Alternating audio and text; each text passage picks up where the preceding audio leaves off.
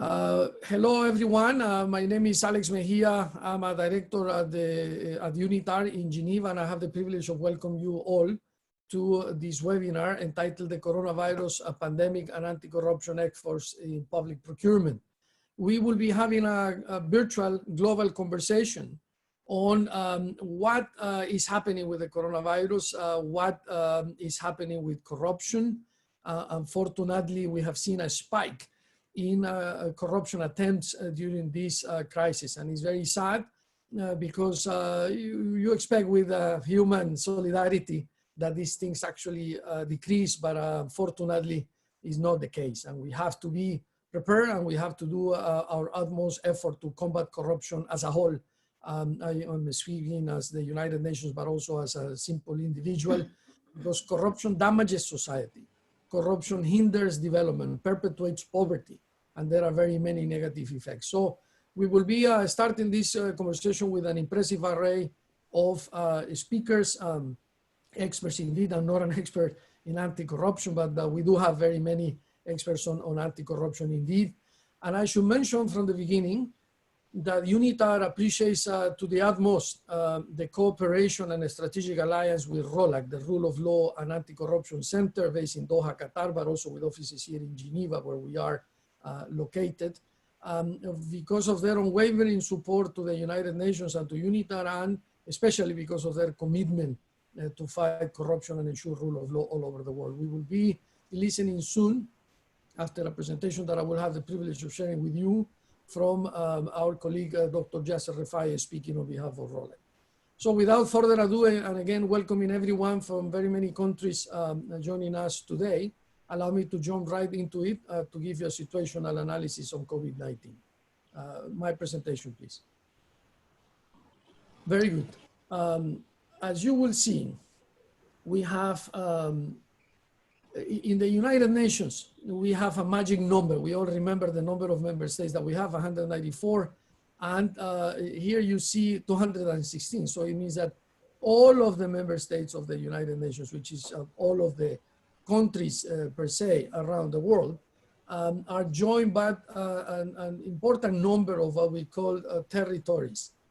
So those territories with maintain certain sovereignty or that are under a state are still important to count, because the COVID, one of the important things of this pandemic, and please go to the next slide, has been the data and the statistics. And you will see in the next slide, which is rather shocking, and every time that we see it again, it continues to be shocking, that we went in 2 months,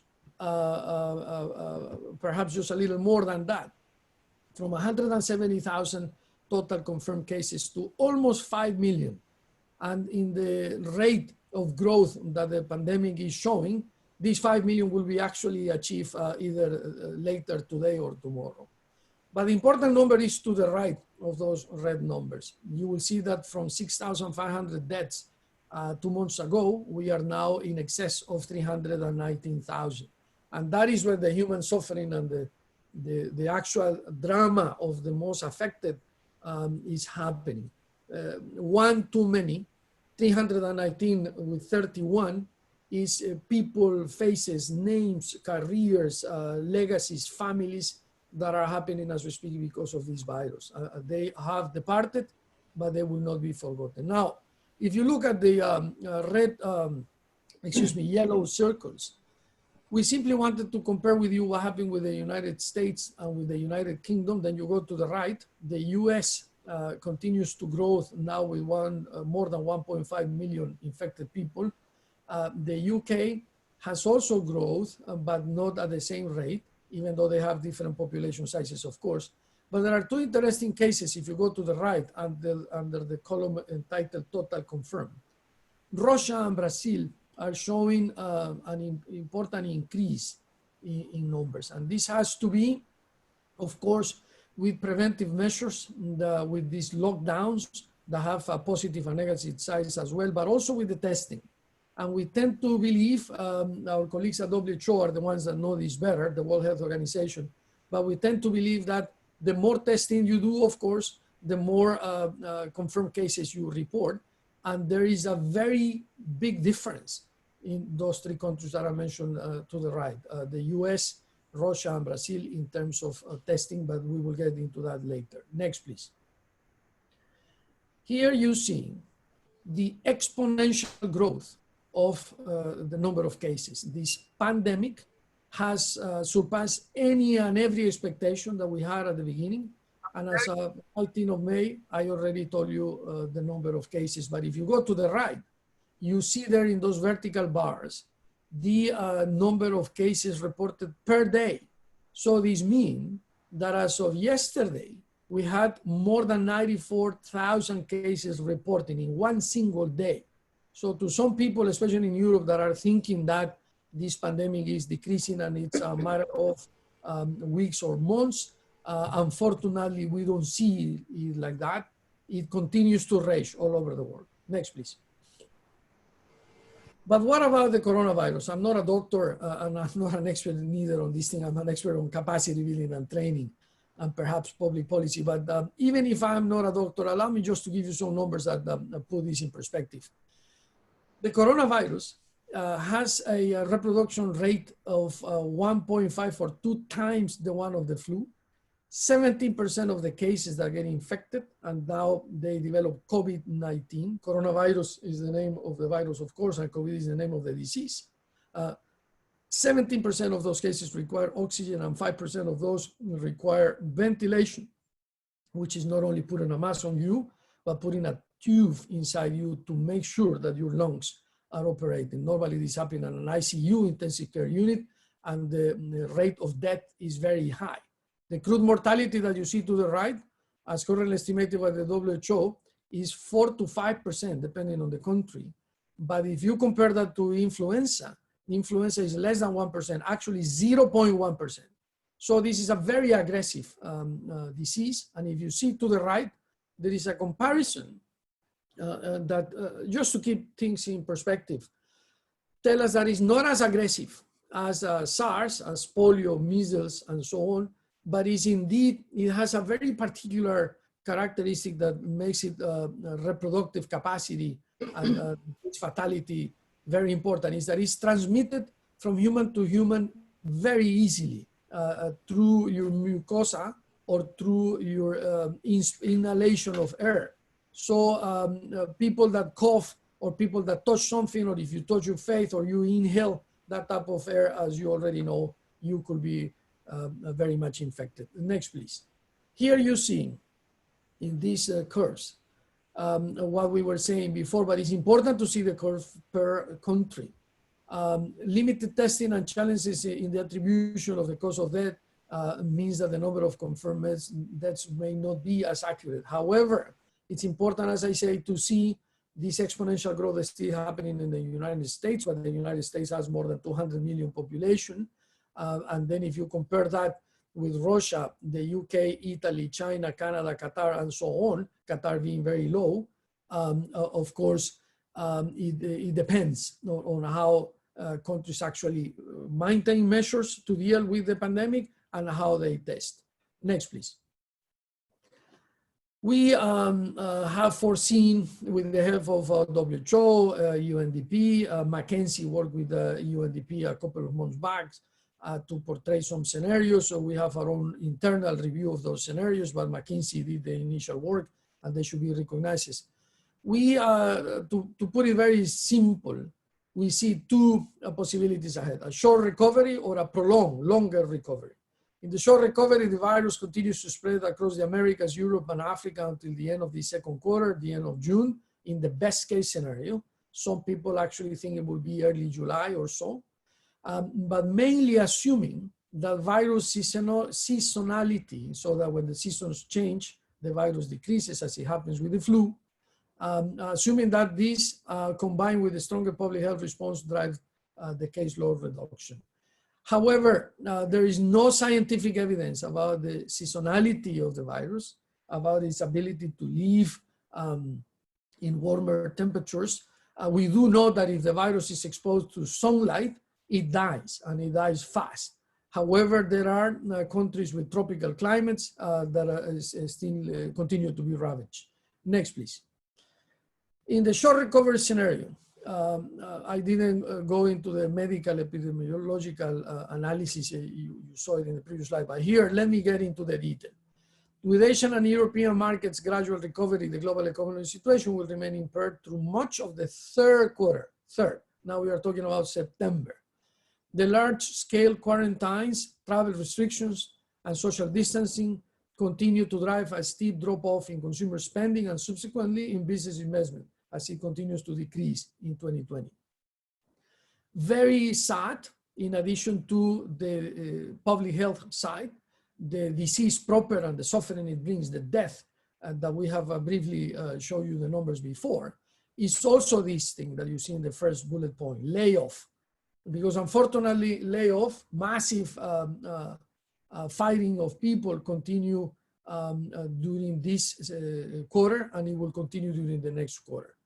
Corporate bankruptcies spike, putting pressures on the banking financial system. However, we think that the global financial system is in a better shape than as it was in 2008 with the previous global economic crisis. Number three, self-reinforcing recession dynamics extend GDP declines through the third quarter again, and recovery will gradually begin only at the end of the year, and it continues during the beginning of next year.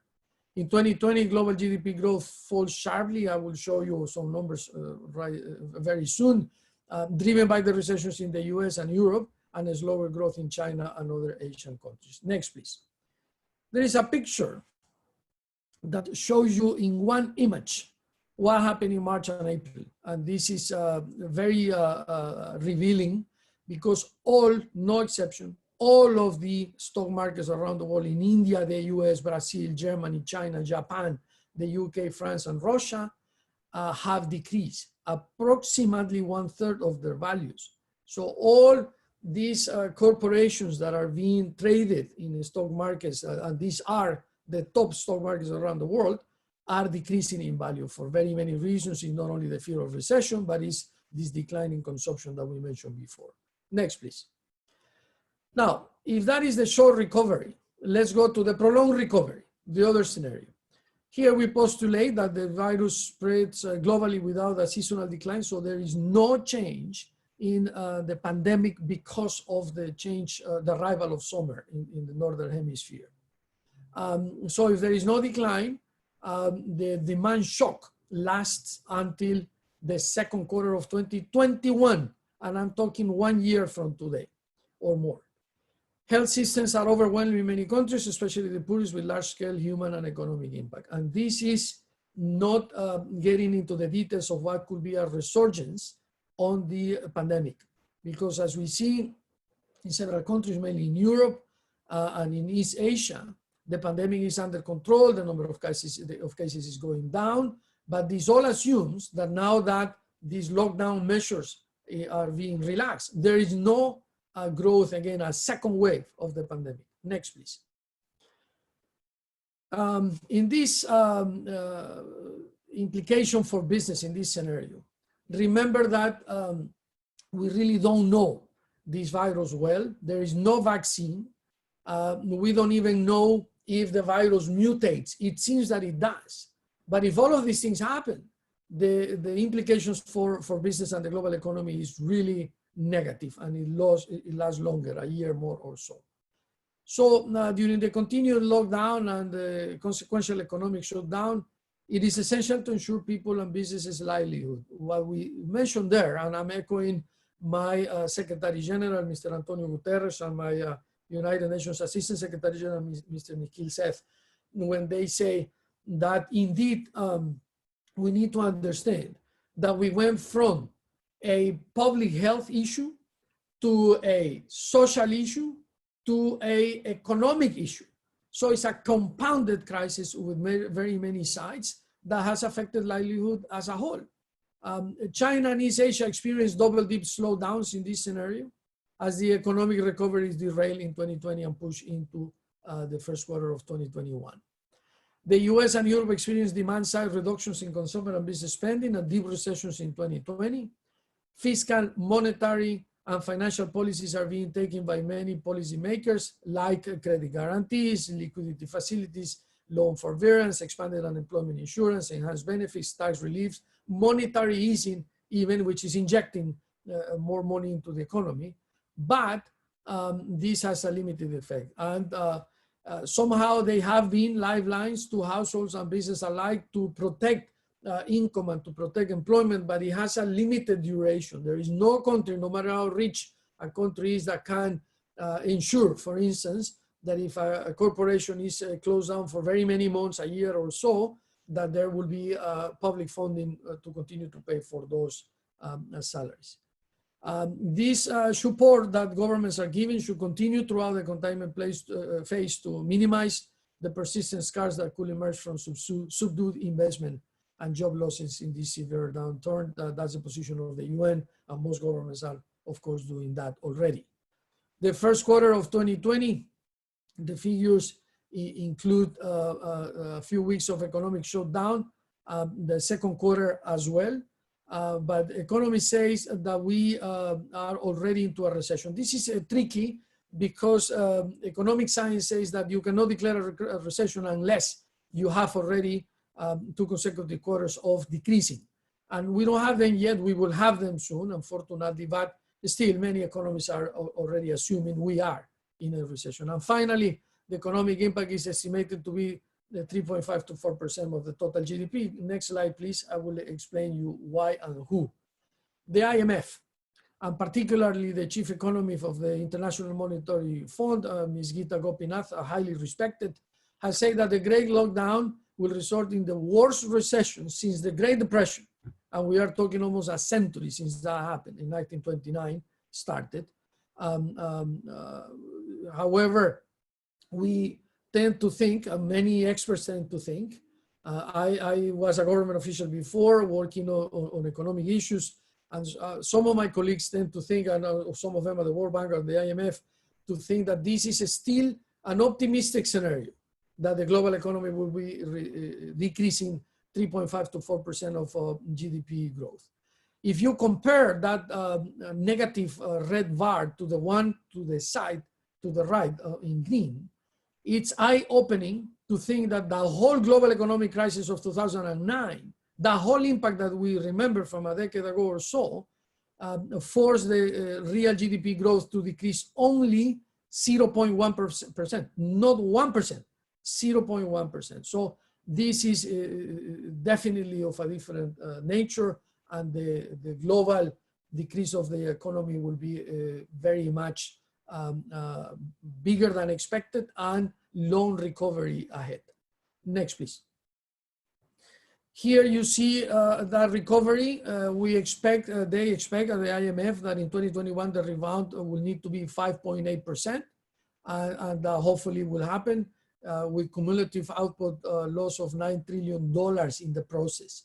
But still, by the end of 2021, we will expect that recovery of around 5 or 6%, just to go out of the recession. And this is, of course, around $9 trillion of the global economy. Next, please. Now, to wrap up, because I'm running out of time very soon, there are some preventive and response measures that we can do, but from the point of view of the United Nations, the most important one, perhaps, is what you see to the left, which is that interagency and intergovernmental coordination should happen. This should happen at the national level, but I should add that it also happens within the countries at the subnational and at the local level, and sometimes that is ignored when it shouldn't be.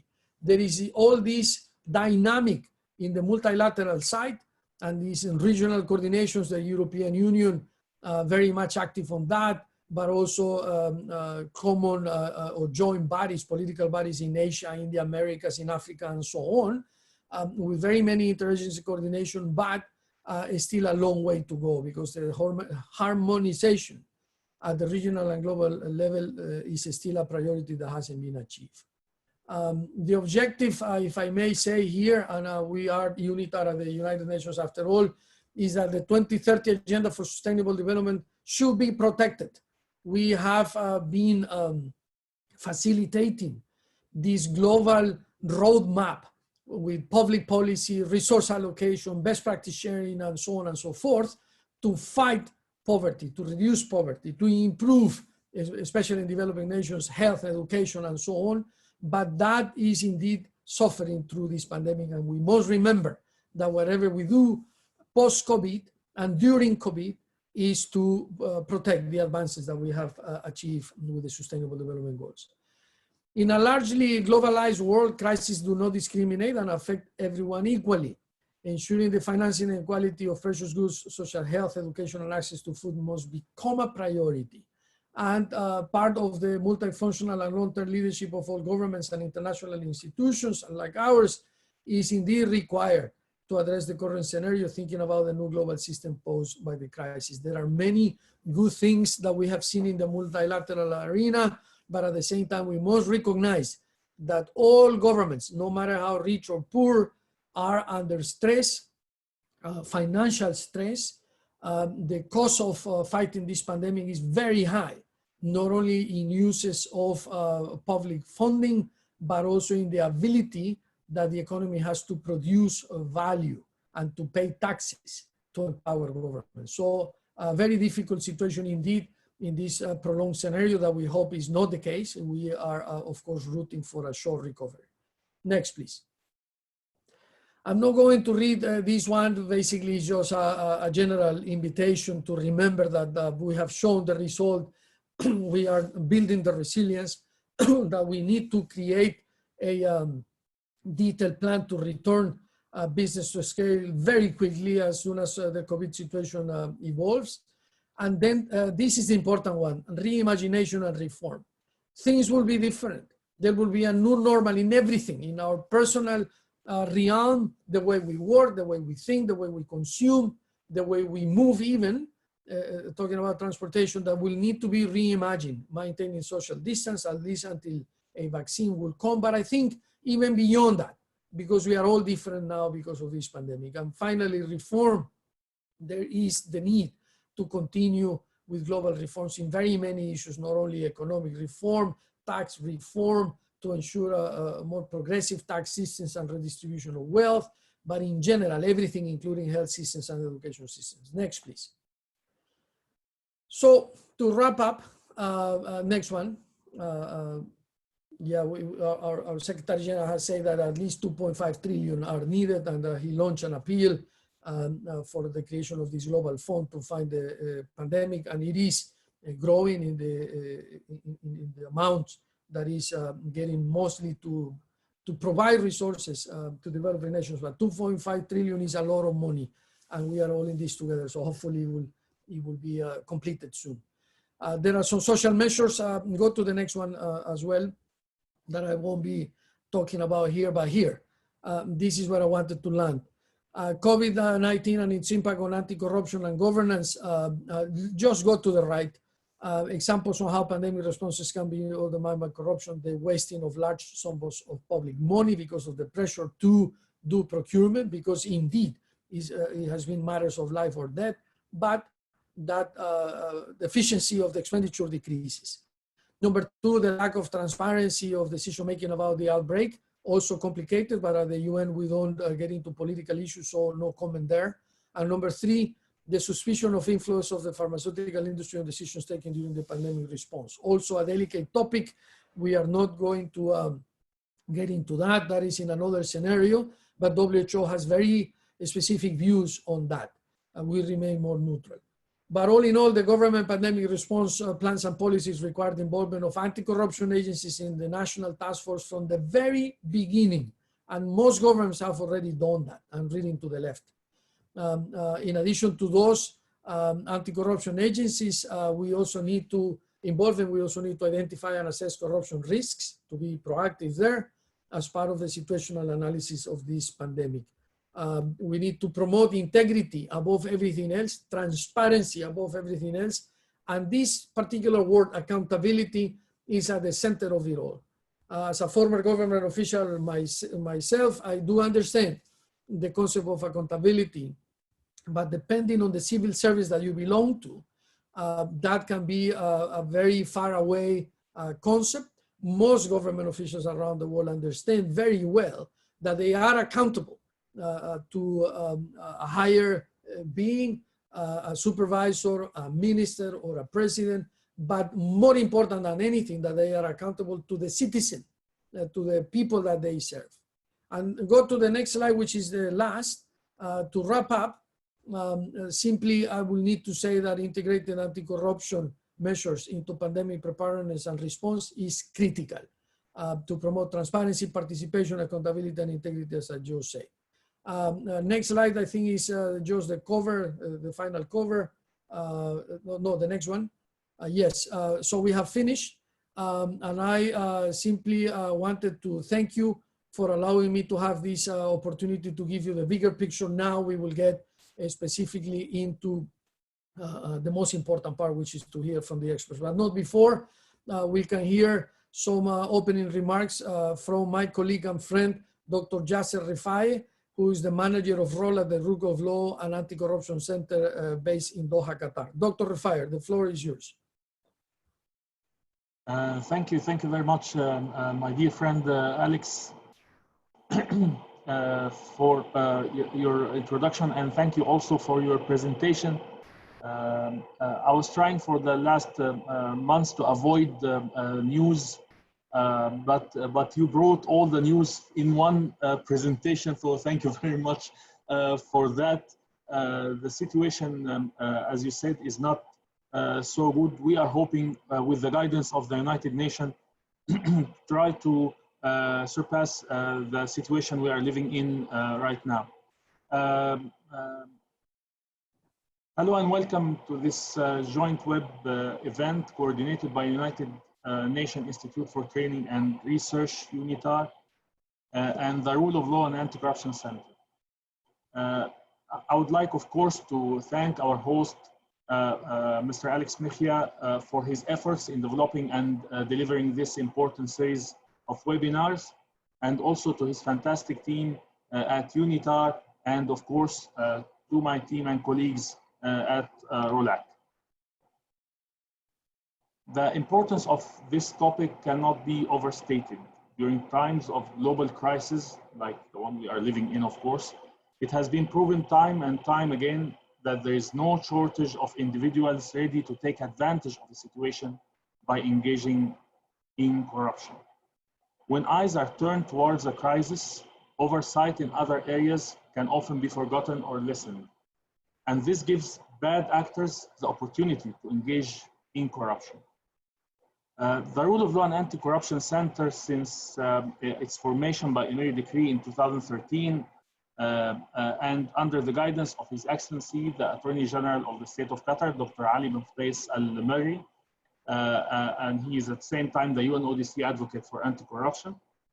ROLACC, since that time, acted as a knowledge and training hub for issues related to anti-corruption at a regional and international level.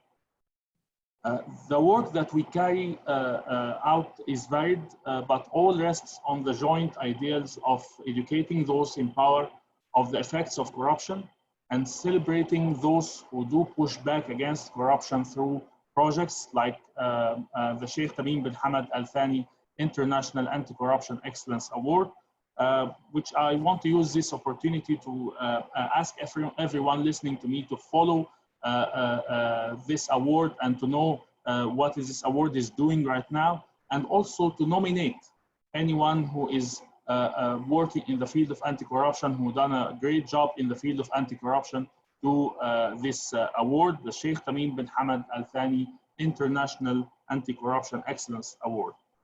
The logical extension of the work of ROLACC is to find partners around the world who share the same focus and dedication towards educating those working in government, as well as those in position of power and influence of the negative impacts of corruption. And there is surely no better partner than UNITAR. We have already heard from my dear friend Alex the work of UNITAR, but we are honored to be delivering this webinar to you today with the effort of Alex and his team. The experts we have for you today will present to you their varied experience and knowledge in the field of public procurement and how best to shield it from the harmful effects of corruption, especially in the new and uncertain era that we are living in right now. I hope that you find their talks informative and thought-provoking, and I look forward to receiving a question from members of the online audience on the presented topics. Thank you again for joining, and I'm returning the floor back to my dear friend Alex to continue the webinar. Thank you, dear Yasser. Thank you, dear Dr. Rifai. Just one short comment to the Attorney General of the State of Qatar as well. Our appreciation for all the support that you give the United Nations, and particular to UNITAR, to conduct our work. Without your support, we wouldn't be as efficient as we are on all this capacity building and anti-corruption efforts that we have. So thank you, and thank you to your team as well. Very good. Let's go to perhaps the most interesting part of this webinar, when I have mentioned experts indeed. You will see what I'm talking about. And the first one, give me a great pleasure to introduce Dr. Reem Al-Ansari. He's not only a very young professional, also based in Qatar, but an expert on the topic. She will be talking on manifestations of corruption in the health sector, requirements, qualifications, and ongoing vector management. Dr. Al-Ansari is a professor at Qatar University College of Law, and also the head of research, the research division at ROLACC. Dr. Al-Ansari, the floor is yours. Many thanks, Alex. Good morning to you all over at UNITAR, and good morning to all who are attending this webinar. I hope you all are safe and healthy in light of the current circumstances. Without further ado, I would like to walk you through the presentation map, as I'm presenting a general overview, and I'm trying to untie the knot between the knot of the nexus between legal perspective and the medical perspective. So I'll start off the presentation with the point of presenting how health sector is perceived from the legal perspective, how us as lawyers perceive the health sector. Then I'll move to the second point, which is the nexus between corruption and health sector. Afterwards, we'll tackle the corruption diagnosis in the medical procurement. We'll present forms of corruption manifesting in the medical sector. And finally, we'll amplify the focus on the impact of such types. There are examples, not exhaustive list, and we'll showcase best practices from the legal perspective in tackling corruption. So on the next slide, we'll start off with the first objective, which is how health sector is perceived by the legal personnels. Us as lawyers, we either look at the health sector as rights against duties, or perpetrator against victim. And finally, from the monetary aspect, we have 3 layers. And that's the focus of today's presentation. So we either look at it from the healthcare provider angle or the healthcare performer angle. They could be physicians, nurses, lab technicians, pharmacists. And finally, the healthcare recipients, or we can call them the end users. In this case, they are the patients. So as we have already addressed the first point, how us legal experts perceive the medical sector, we will move to the second point, which is in the next slide, which is the nexus between health sector and corruption. Can we move to the next slide, please? There is a slight delay on time, but yes, right there. Thank you. I just want to be aligned with the text and the explanation and elaboration. So the nexus between corruption and health sector is summarized in 2 major points. And please be aware that I'm touching on this topic from corruption perspective. So we have more intersections, but those are the highlights between medical sector and anti-corruption sector. So the first point is the Sustainable Development Goal, as you mentioned, Alex, earlier, particularly goal number 3, which is about good health and well-being. The second point of intersection is the UNCAC, the United Nations Convention Against Corruption, particularly Article 9. It's about public procurement and management of public finances. So here what I want to say is we have more than public procurement corruption in the medical sector, but the aim is to focus on the procurement sector in today's presentation. It is the theme of the webinar. Although I have written a book about corruption in the medical sector, so it's beyond procurement. We have a lot of manifestations. This is just to highlight the focus of today's presentation. So on the next slide, we will elaborate on goal number 3. It basically promotes an idea, which is to ensure healthy lives and promote well-being for all at all ages, by focusing on 1, providing more efficient funding of the health system, improved sanitation and hygiene, increased access to physicians, and more tips on ways to reduce ambient pollution. Significant progress can be made in helping to save the lives of 1 million. So I highlighted some of the points. Why? Because in the absence of one element, just one element from the above mentioned components, if it was absent, compromised, or misplaced, then corruption will inevitably manifest in that case.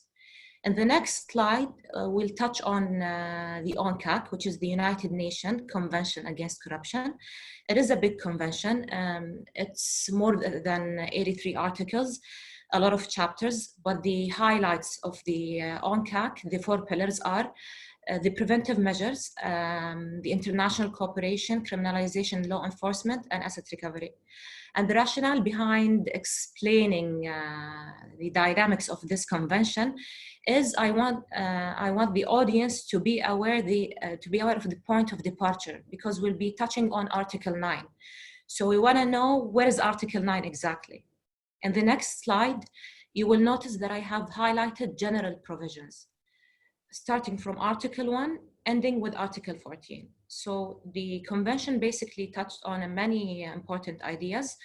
The purpose of the convention is to prevent and combat corruption, promote international cooperation, integrity, accountability, and etc. And the scope of application, it applies before the case of corruption, during the case of corruption, and after the case of corruption happens. So it's a bit general and huge. It has a huge scope. And finally, it's stressed on the point of protection of sovereignty, non-intervention in the domestic affairs of other states. So let us say we have a national law dealing with corruption. It should prevail in any case. Then, of course, it should be compliant to the UNCAC. And then if we don't have a law touching on or tackling the case of corruption, we can resort to best practices around the world or conventions. Towards the right side of the right end of the presentation, from Article 5 to 14, we will be shedding the light on point number 5. It's the target of today's presentation. It's equivalent to Article 9 in the UNCAC. It's about public procurement and management of public finances. So in the next slide, we'll deep dive in Article 9. In Article 9, the United Nations Convention Against Corruption sets a number of rules. It basically promoted ideas that are specifically focusing on public procurement and public finances. But we will tackle this idea from in the medical sector from the legal perspective. So the convention states that each and every country should establish appropriate system of procurement based on certain principles, transparency, competition, and objective criteria and decision-making. Shortly after that, it stated that they all should take appropriate measures to promote transparency and accountability. So of course we have to have execution, implementation mechanism. And finally, preserve the integrity of accounting books, records, financial statement. We have to have evidence, so everything shall be maintained. In the next slide, each and every point was cascaded in principles and certain details and mechanisms. So the first point can be applied through the public distribution of information. Data is highly significant in today's world. Data should be shared and data should be published in platforms. So people should have access to such data. That's number one. Even professionals during the process of procurement. In the next slide, we will find the cascading of point number 2. So point number 2, we're talking about the fundamental principles. How the UNCAC touched on the fundamental principles, how the elaboration was phrased in the convention. through 5 major points. Procedures for the adoption of national budget should be clear, transparent, and published. Another example is the effective and efficient system of risk management. As you mentioned earlier, Alex, in light of the current circumstances, a lot of budget has been compromised and mitigated. So an efficient system of risk management should be in place to solve the problem. In the next slide, after touching on Article 9 and the United Nations against corruption, this convention didn't stop in the point of providing an idea about public procurement and public finances. Of course, we have problems in public procurement. That's the first part. That's the first point of departure that would lead us to corruption, to the corruption case. It didn't stop in the point of elaborating on public procurement and public finances. It further developed solutions, and those solutions are presented in a form of precautionary measures. Examples from Article 7 to 11.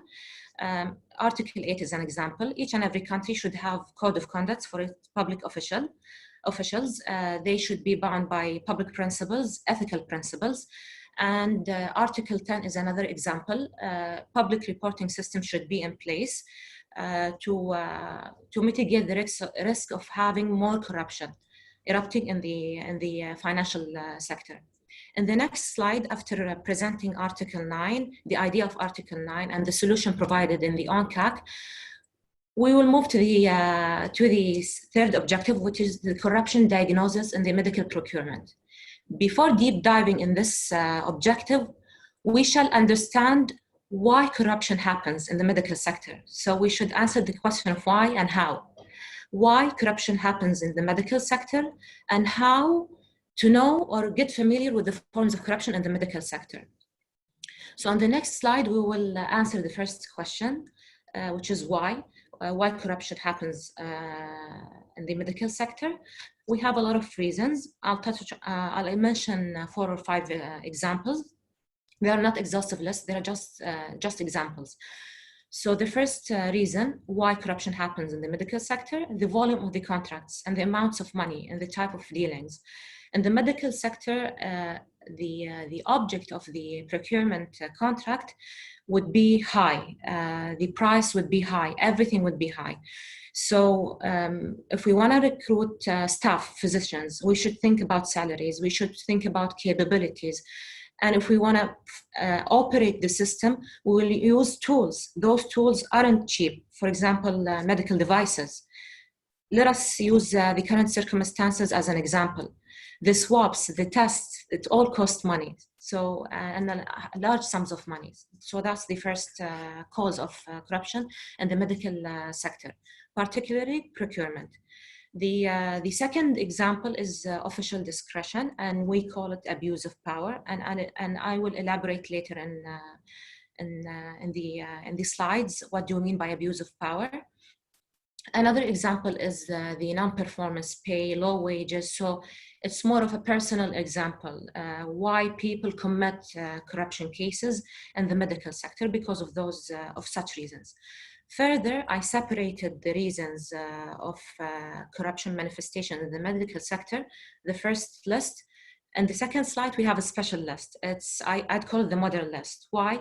Because it has to do with information. Can we move to the next slide, please? So information is highly significant in 2020 and prior to 2020. Why? Because it's one of the root causes of corruption in any sector, and one of them is the medical sector. So inconsistency of information between public official and his manager, which means that the public official sometimes carries more information about the procurement process and the purchase in the market. So he might use this information to his advantage. It all boils down to governance, as you mentioned earlier, Alex, and I'll touch on governance later on. So in some countries, people perceive access to information and manipulation of government spending as a gateway to wealth. So this is what we mean about the abuse of power, or power and discretion over certain fields or certain certain designations, managers and above, and sometimes simple employees. In the next slide, can we move to the next slide, please?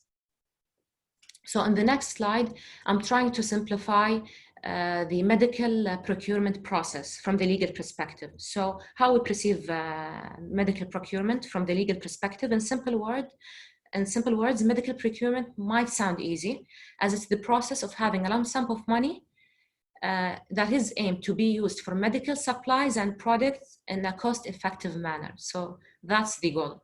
Yet, it's not as simple as it sounds. Due to the complexity of the process, we have numerous steps, large number of individuals involved on one hand, large amount of products with particular specifications, specific required capabilities and moral commitment.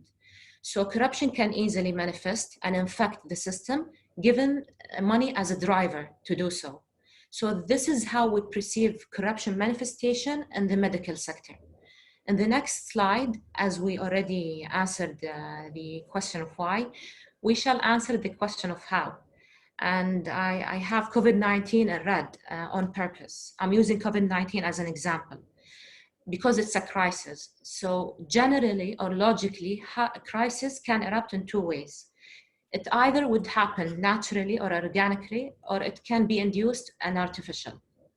And I highlighted induced and artificial because this resembles corruption. Corruption is more of an induced and artificial phenomena rather than organic and natural. Can we move to the next slide, please?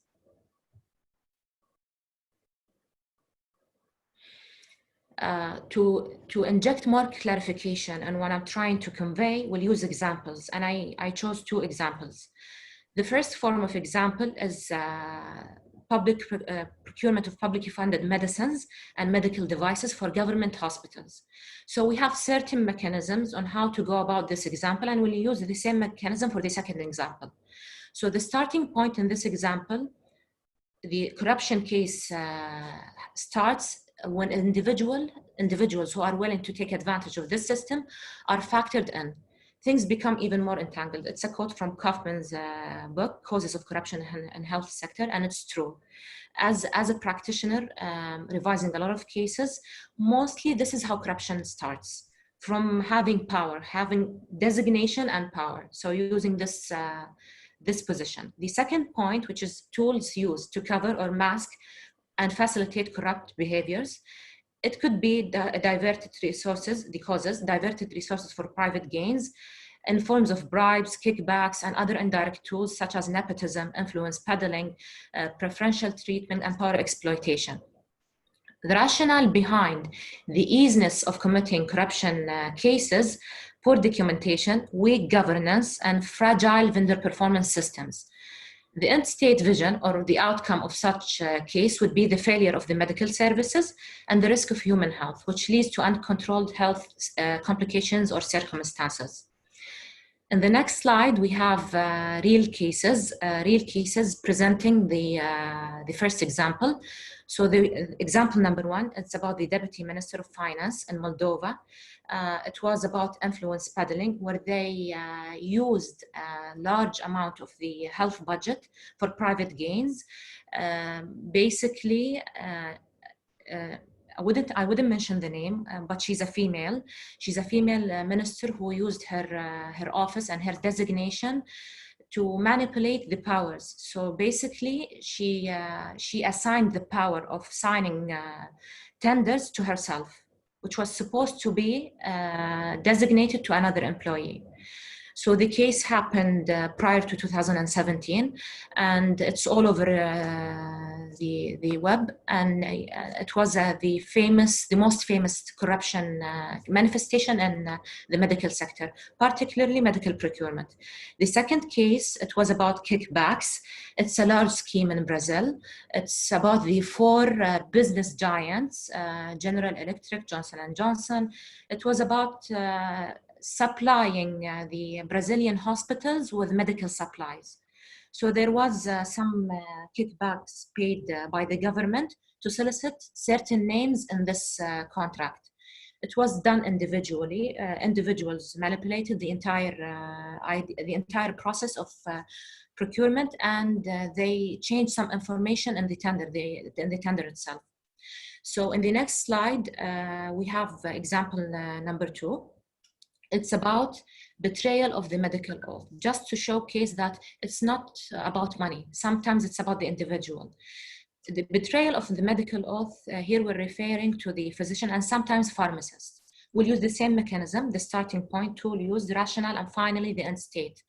So the starting point is the same. We have an individual who is willing to take advantage of the system, factored in, things become even more entangled and easy to use his powers for his private gains. In that particular case, physicians become more entangled in the process.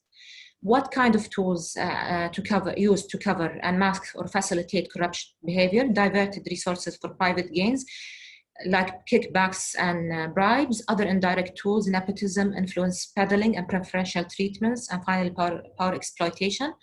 The rationale, again, it's poor documentation, no performance evaluation, auditing, weak governance, and fragile vendor performance system. The end state vision or the outcome of such corruption manifestation is different. Risk of human health leads to uncontrolled health complications and losing faith in the medical system, which is of a high significance. In the next slide, after presenting the second example, we have real case scenarios, trying to familiarize the audience with what's happening around them. So the first one was about contracts. The second one was about physicians. And we have cases, real cases about physicians. The first one is about misprescription. The second one is overprescription. It happened in the States. The first one was with digoxin. Excuse my pronunciation of the medical terminologies. It's a medicine. Those people who are using this medicine, or the pharmacists who are promoting this medicine, tried to bribe the doctors to prescribe this medicine to whomever have any heart condition. It treated heart condition, but severe heart condition, not normal ones. So physicians used their position of power and started misprescribing this kind of medicine. And there is a percentage, I think it was around 47% of people who were infected by this case, misprescription. The second one, I think it's a bit famous. It's about opioid. It's another medicine. The pharmaceutical company who's marketing this medicine had a special mechanism of marketing. They used to go to the physicians and pay them extra amount of money to market the medicine. So we had a phenomena called double doctoring from different. It's explained in different terminologies from the legal perspective. People might perceive double doctoring as a physician practicing in the public sector and a physician and has a private practice. But we're using double doctoring, I would say double pharmaceutical processes as a definition of double doctoring here. Why? Because the doctor who was convicted of using the scheme of overprescription and opioid, he used to prescribe this medicine while practicing in the public sector and again in his private practice. So it was a large scheme. And the next slide, can we move to the next slide, please? And we need to accelerate a little. I'm sorry to ask you for that favor. No worries. Then we'll skip this slide and go to the next one. Thank you. As a result, we want to outline major corruption consequences in the medical procurement. I mentioned earlier that I would touch on governance. So if we had weak governance, this would lead to public investment will transfer into major political and economic burdens, as highlighted earlier.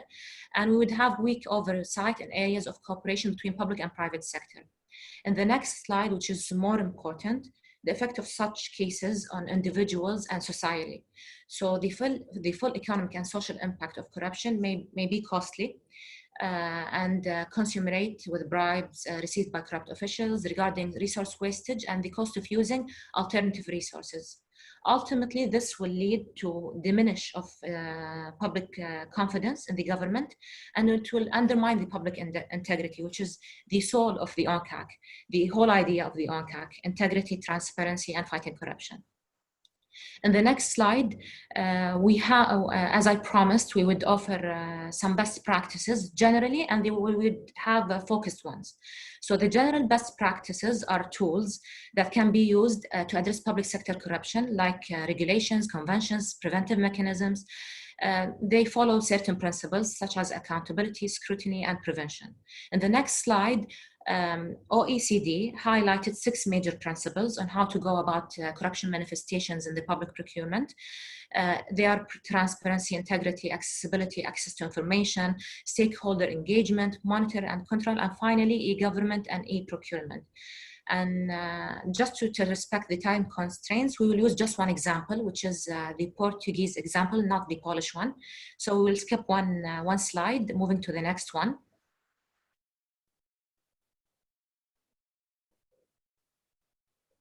Next. I'll use the Portuguese example, the next one, on purpose because it's easier to digest. So can we move to the next slide, please? What I'm trying to do here is to explain the OECD principles through a case, particularly the e-procurement. So in Portugal, they use an electronic public procurement platform, an application used at all stages of public procurement, including contract management and payment. So the Portuguese national electronic procurement portal, it's called BASE, simply concentrate on public procurement contracts while keeping an extensive record of public procurement transaction. That's what I'm aiming at. I'm trying to stress on the importance of having public data and the importance of data in general, particularly in light of the current circumstances and generally in 2020. Can we move to the next slide, please? So just to wrap up, I have one final note, and it's extracted from my book, which is when corruption contaminates the health sector, and I use this phrase on purpose, contamination. What at stake in this specific case, lives, it's not money. So we should pay more attention and exert more effort in trying to tackle those corruption cases. There should be any questions. In the last slide, I have my contact information for whoever residing in Qatar. Can we move to the next slide? Those are my details. For all attendees from all over the world, you will have my email. Oh, it's not showing. So I can share my email or you can reach me out through social media platform if you feel like you have any question about the nexus between medical sector and corruption, because it's far more, much deeper than what's presented. It's beyond the procurement. Very good. Thank you, Dr. Al-Ansari. Impressive presentation indeed. It gave us a very good overview of why this goes beyond money. Let me just echo the last phrase that you have said. Indeed, life is what is at stake here. Very good. Now, it gives me also great pleasure to go to our next speaker, Dr. Masadeh. He is the Assistant Professor of Criminal Law at Ahmad bin Mohammed Military College, very prestigious indeed. And he will be speaking on the integrity and transparency in public procurement in the type of corona. He will be speaking in Arabic, I understand, but we do have simultaneous translation, interpretation. You simply click at the button when you see all these commands in Zoom. You just go to interpretation and you will hear the voice of our colleague Sarah Ben Sherif, who is graciously helping us, even though Dr. Masadeh also understands good English. So Dr. Masadeh, the floor is yours. Welcome. You are still muted. Good morning. Good morning, Yasser. Everybody here, I'm glad to be with all of you, my colleagues and students all over the world. I pardon all of you to give my presentation in Arabic, so it will be more available for everybody. And as you told, there will be translation. I am Anwar Masadi, Associate Professor of Criminal Law, and I am the coordinator of the Arabic Anti-Corruption Academic Initiative, which goes now all over the world and all over the Arabic world.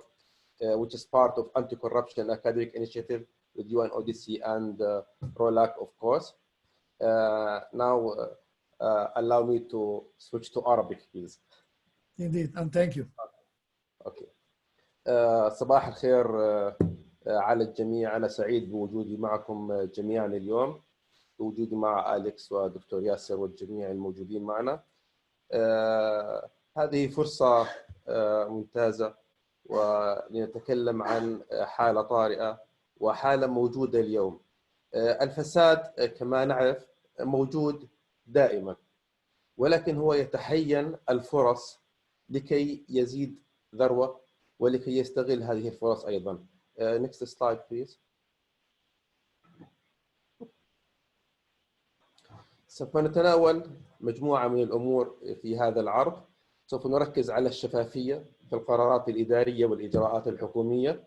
سوف نتناول المحاسبة في عمليات المشتريات العمومية.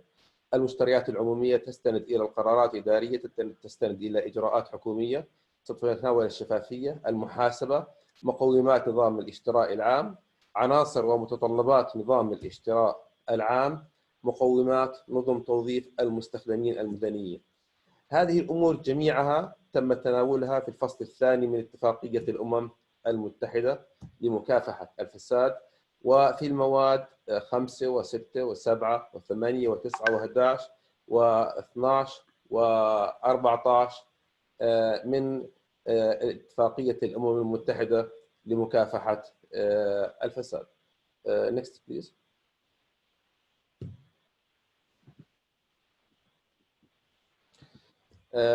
قلنا أن الفساد يعتبر الفساد الذي يمس عمليات المشتريات العمومية أحد أكبر مسببات الفساد في جميع دول العالم تقريبا، ويجب على كل الجهات الفاعلة أن تولي أولوية عالية للتكاليف الظاهرة والخفية لهذا النمط الخاص من الفساد.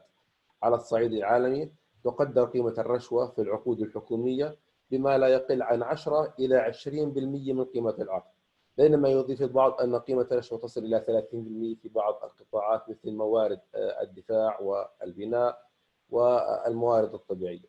أيا كانت صحة هذه الأرقام، لا يسع أي بلد أن يتحمل عدم اتخاذ إجراءات خاصة في القطاعات ذات الأولوية العالية، فالتأثير الكلي للفساد على جودة الخدمات والمنتجات بما في ذلك الصحة والسلامة العامة قد يزيد من مخاطر هذا النوع من الفساد، وقد تزيد تكاليف الرشوة.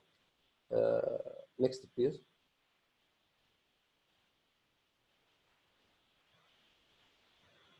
طبعا لابد من الإشارة إلى أمر مهم جدا. أين يوجد الفساد؟ الفساد يبحث عن البيئة الملائمة. هذه البيئة إما أن تكون بسبب وجود عناصر حكومية فاسدة، إما أن تكون بسبب نظام إداري فاسد، إما أن تكون بسبب غياب النظام القانوني الكافي وبسبب غياب المحاسبة. الآن الفساد ارتبط في اتفاقية الأمم المتحدة لمكافحة الفساد بالتجريم المنظم. هذا التجريم المنظم دائما يبحث عن الأماكن الخصبة لممارسة هذا النوع من الإجرام. الفساد، هذا الفساد الذي يمس جميع مناحي حياتنا، لذلك هو يبحث عن الدول التي يوجد فيها عناصر حكومية فاسدة، يستطيع أن يتعامل معهم ويستطيع أن يجني الأرباح الفاسدة وفقا لهذا التعامل. يبحث عن دول يوجد نظام إداري فاسد، وعندما نقول فاسد قد يكون مرتبطا بالفساد وقد يكون هذا النظام مترهل. لذلك هناك بعض الدول لا يوجد فيها عناصر حكومية فاسدة، ولكن يوجد بها أنظمة إدارية مترهلة يسهل اختراقها، ويسهل من خلال هذه الأنظمة أن تقوم هذه المنظمات أو هذه التنظيمات أو هؤلاء الأشخاص باستغلال هذه الأنظمة الإدارية المترهلة لاختراقها والتلاعب بها وتحقيق الثراء من وراء ذلك. النقطة الثالثة، تسعى هذه المنظمات أو هؤلاء الأشخاص إلى وجود بيئة خصبة للفساد عبر غياب النظام القانوني. النظام القانوني، هناك دول كثيرة في العالم لا زالت لا تجرم العديد من صور الفساد التي وجدت باتفاقية الأمم المتحدة لمكافحة الفساد United Nations Convention Against Corruption. وضعت هذه الصور سواء في القطاع العام وسواء في القطاع الخاص. وضعت صور لجرائم الفساد في القطاع العام ووضعت صور لجرائم الفساد في القطاع الخاص، واعتبرت جرائم الفساد من الجرائم الخطيرة serious crimes. لذلك هذه الجرائم وهذه الصور المختلفة من الجرائم سواء في القطاع العام أو في القطاع الخاص يجب أن تنظم تشريعيا في هذه الدول. إذا لم يوجد القوانين والتشريعات الكافية للتعامل مع هذه الصور جميعها فهنا يوجد خروق يمكن استغلالها لارتكاب الجرائم من خلالها. العديد من الأمثلة تعطى في هذا المجال سواء الجرائم في الجرائم الفساد في القطاع العام. هناك العديد من صور الجرائم التي لا تقوم العديد من دول العالم بتجريمها سواء في قوانين العقوبات لديهم أو في قوانين خاصة بمكافحة الفساد. في القطاع الخاص معظم جرائم الفساد في القطاع الخاص لا يتم تجريمها في العديد من دول العالم. ينظرون إلى القطاع الخاص على أنه فقط هو قطاع للمال وللأعمال، ورب العمل هو المسؤول عن شركته أو عن النظام المالي في شركته. لكن أصبح للقطاع الخاص تأثير كبير جدا على الدولة بأكملها وعلى الشعب بأكمله، ولذلك ركزت اتفاقية الأمم المتحدة لمكافحة الفساد على تجريم صور الرشوة وصور الاختلاس وصور الاعتداء حتى في القطاع الخاص. هذه الصور لا يتم تجريمها أيضا في جميع دول العالم. لذلك نقول أن الفساد يبحث عن البيئة المناسبة. البيئة المناسبة إما عناصر حكومية فاسدة، إما نظام إداري مترهل أو فاسد، وإما غياب للنظام القانوني، وأحيانا يوجد نظام قانوني ولكن لا توجد محاسبة. ما نعانيه في معظم دولنا هو وجود أنظمة قانونية أحيانا متميزة، وجود دساتير متميزة، وجود تشريعات متميزة، لكن لا يوجد تنفيذ لهذه القوانين ولهذه التشريعات. هي حبر على ورق فقط. عندما نأتي للتنفيذ نضعها خلف ظهورنا ولا نقوم بتنفيذها. لذلك ليس العبرة فقط بوجود التشريعات ووجود الدساتير ووجود الأنظمة ووجود اللوائح، هذه جميعها منظومة التشريعات. ليس العبرة فقط بوجودها، ولكن العبرة بوضعها موضع التنفيذ، العبرة بتنفيذها، العبرة بوجود الجهات الرقابية القادرة على القيام بها، ووجود جهات الضبط الإداري والقضائي، يعني جهات التحقيق التي تمتلك السلطات والصلاحيات القانونية الكاملة للتحقيق بها، ووجود القضاء النزيه الذي يستطيع التعامل مع هذه الجرائم وإيقاع العقوبات على مرتكبيها. هنا نقول وجدت منظومة متكاملة لمكافحة الفساد.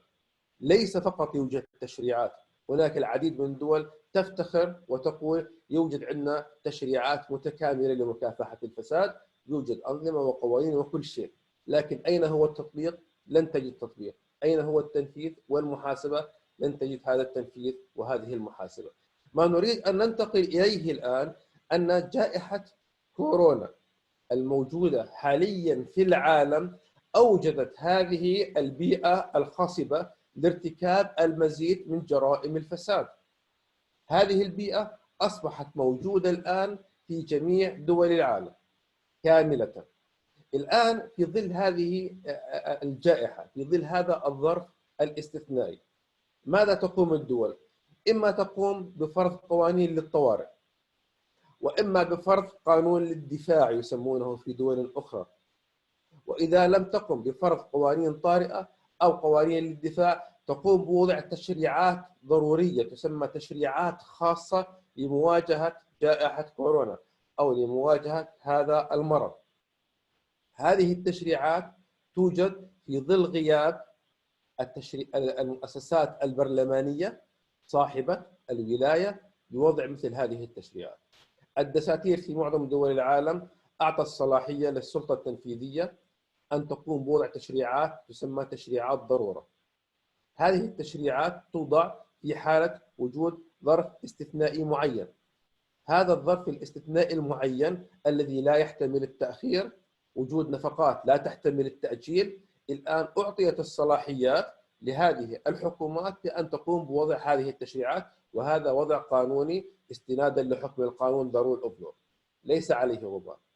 الآن هذا الوضع القانوني أنتج نوع من هيمنة السلطة التنفيذية على السلطة التشريعية وعلى السلطة القضائية. الآن هذه السلطة التنفيذية أصبحت لها الحرية الكاملة بالتصرف في وضع هذه التشريعات وفي تطبيق هذه التشريعات أيضا، لا بل أكثر من ذلك، وفقا لقوانين الدفاع ووفقا للطوارئ، قوانين الطوارئ، تمتلك السلطة التنفيذية تعطيل القوانين العادية وعدم العمل بالقوانين العادية بسبب وجود ظرف طارئ. الآن الفساد موجود حتى مع وجود التشريعات العادية، فكيف بنا إذا كان هناك ظرف طارئ؟ وكيف بنا إذا كانت هناك جائحة؟ وكيف بنا إذا كان هناك الكثير من الأموال التي يتم تخصيصها لمواجهة هذه الجائحة؟ الآن إذا كان في غياب في الرقابة على هذه الأموال وغياب في التنظيم، أنا أقول شخصياً أن مثل هذه الجائحة لا تحتاج إلى تعطيل قوانين، إنما تحتاج إلى فرض صرامة أكثر على القوانين الموجودة حتى يكون هناك شفافية أكثر، وحتى تكون هناك محاسبة أكثر، وحتى يكون هناك معرفة لكل مبلغ من المال سواء كان قليل أو كثير يصرف على هذه الجائحة وعلى كل ما يتعلق بها. Next slide, please. Dear Dr. Masadeh, sorry for interrupting. The translation stopped for a time. Sarah, can you hear us? Is everything okay?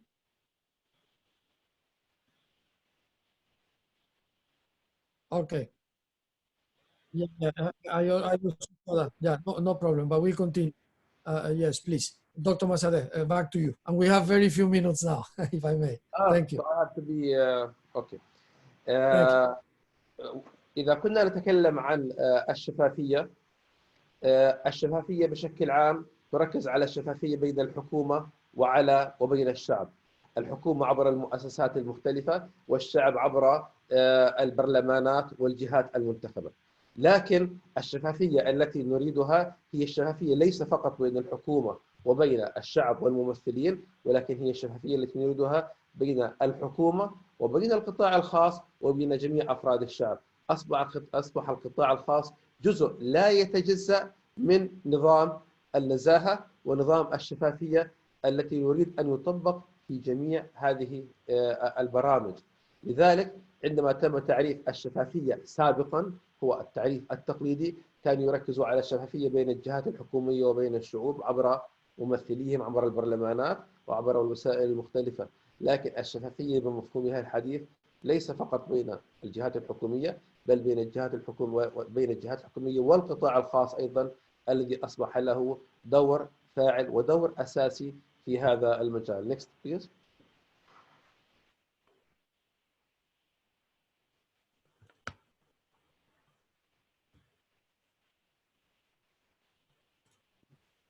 Very good. Please go ahead. Yeah, okay.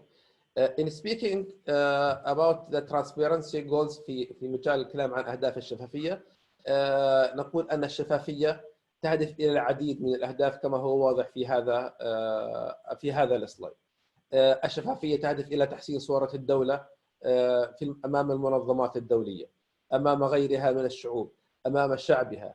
تهدف إلى نشر الوعي بمكافحة الفساد، تهدف إلى إيجاد نوع من المحاسبة التي تبنى عليها هذه الشفافية. أهداف الشفافية كثيرة، تهدف إلى إيجاد بالنهاية حكم القانون.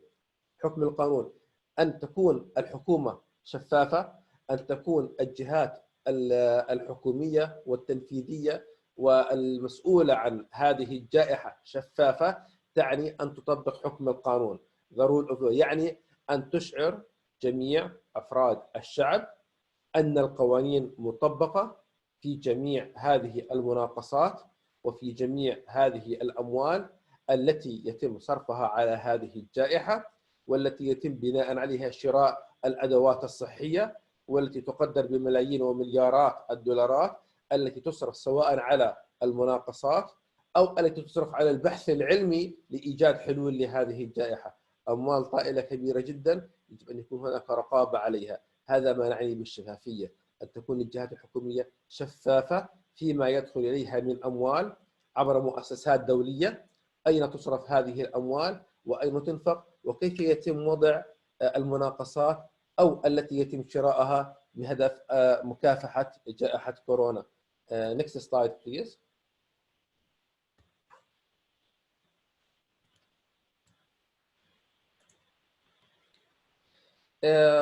إذا أردنا أن نتكلم عن متطلبات الشفافية، نقول الشفافية تعني الانفتاح والأمانة، تعني المساءلة الجادة للعاملين. يجب أن يكون العمل ضمن إجراءات واضحة، إجراءات معلنة فيما يتعلق بسياسات المنظمة المالية والتنموية. هذه الإجراءات معلنة سواء للعاملين أو سواء للمتلقين من لهذه المناقصات وعقود الشراء. الالتزام بسياسة واضحة للنشر يتضمن تحقيق حفظ وتوثيق كل ما يتعلق ببناء المؤسسة وعملها، وهناك العديد من الحالات ليس هناك مجال لذكرها عندما تقوم العديد من الحكومات بنشر المناقصات أو شراء الأمور المتعلقة بهذه الجائحة أو أي أمر آخر، لا يتم النشر ضمن مدة كافية حتى يقوم الجميع بالدخول أو المشاركة بهذه المناقصات، أو لا يتم النشر في جميع وسائل الإعلام التي يطلع عليها الجمهور. يتم النشر قد يكون أحيانا ليوم واحد أو لفترة بسيطة جدا على وسيلة إعلام واحدة، وبذلك يستطيعون القول أمام الناس وأمام الجمهور أنهم قاموا بالنشر، في حين أن النشر لم يكن على نطاق واسع ولم يعلم به معظم الناس، إنما علم به من قاموا بالترتيب معه للدخول في هذه المناقصات وفي هذه العقود. وهذه من أكبر صور الفساد التي تتعرض لها المناقصات والعقود، سواء فيما يتعلق الآن بهذه الجائحة أو بمعظم المشتريات الحكومية الأخرى. التعهد بتوفير المعلومات الصحيحة للجمهور بأعلى مستوى من الدقة، وذلك بتخصيص دائرة أو وحدة أو شخص على الأقل للقيام بهذه المهمة. لابد من وجود مؤسسة أو دائرة حكومية تتولى هذه المهمة، تتولى التعامل مع الجمهور، تتولى وضع الجمهور والناس كافة بكل الإجراءات التي يتم اتخاذها من قبل المؤسسة الحكومية. اتخاذ إجراءات تضمن حفظ السجلات والمعلومات التي تتعلق بعمل المؤسسة، التعهد بالمحافظة على سرية المعلومات الشخصية المتعلقة بشؤون الموظفين والعملاء، تبني إجراءات مكتوبة ومعلنة تحمي الموارد البشرية في المؤسسة. هذه هي متطلبات الشفافية. Next please.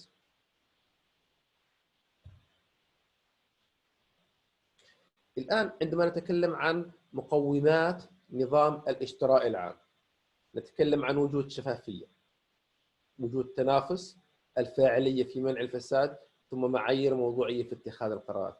الشفافية هذا يعني أن تكون جميع إجراءات المؤسسة التي تقوم بوضع المناقصات شفافة كما تناولنا سابقا، أن تتم بوسائل الإعلام الصحيحة، أن تتم قبل فترة كافية حتى يطلع عليها الجميع، وحتى تقوم الشركات بوضع المتطلبات المالية والتقدم لهذه المناقصات بوقت كافي، وأن تكون هذا عادل بين الجميع. هذه الإجراءات الشفافة. الآن التنافس أن لا تكون هذه العطاءات أو هذه العقود مقتصرة على طائفة معينة أو مقتصرة على جهة معينة أو موجهة لجهة معينة. لابد أن يكون هناك تنافس بين الجميع على الاشتراك بهذه العقود، على الاشتراك بهذه المناقصات وفق أسس، وفق قواعد موضوعية، قواعد واضحة يعلمها الجميع، تطبق أمام الجميع ويستطيع الجميع أن يقوم باتخاذها. لذلك هذه الشفافية والتنافس وهذه المعايير الموضوعية في اتخاذ القرارات النهائية تؤدي إلى فاعلية كبرى في منع الفساد. هذه الأسس الأربع الرئيسة، هذه الأسس الأربع الرئيسة التي تتعلق بمقومات نظام الاشتراء العام في أي دولة من الدول، سواء كان في الجهة الحكومية أو في القطاع الخاص. Next please.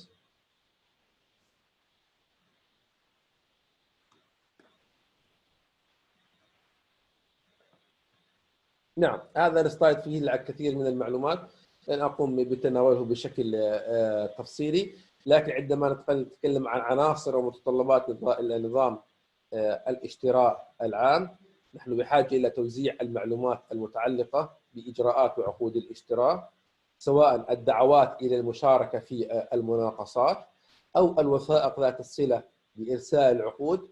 توزيع هذه المعلومات توزيعا عاما بوقت كاف. القيام مسبقا بإقرار ونشر شروط المشاركة من خلال معايير الاختيار، من خلال إرساء العقود، من خلال قواعد المناقصة. استخدام معايير موضوعية ومقررة مسبقا لاتخاذ القرارات المتعلقة بالمشتريات العمومية. هذا يعني أن الأسس التي يجب بناء عليها اتخاذ هذه القرارات يجب أن تكون معلومة مسبقا من قبل الجميع، لا أن تكون هذه الأسس يتم وضعها لاحقا للمناقصات ولاحقا لهذه العقود، وذلك تيسير للتحقق لاحقا من صحة تطبيق هذه القواعد أو الإجراءات. إقامة نظام فعال للمراجعة الداخلية، بما في ذلك نظام فعال للطعن، ضمانا لوجود سبل قانونية للتظلم وللإنصاف. اتخاذ تدابير لتنظيم الأمور المتعلقة بالعاملين المسؤولين عن المشتريات، مثل الإعلان عن أي مصلحة في مشتريات عمومية وإجراءات الفرز والاحتياجات التدريبية. Next please.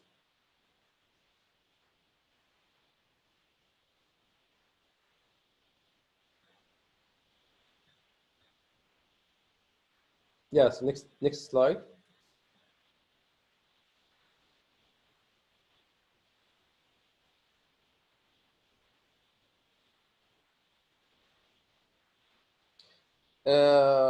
إذا أردنا أن نتكلم عن تدابير تعزيز الشفافية في إدارة الأموال العمومية، وهناك 5 من الأسس التي لابد من أخذها بعين الاعتبار، وهي إجراءات اعتماد الميزانية الوطنية، هذه من أهم الأمور.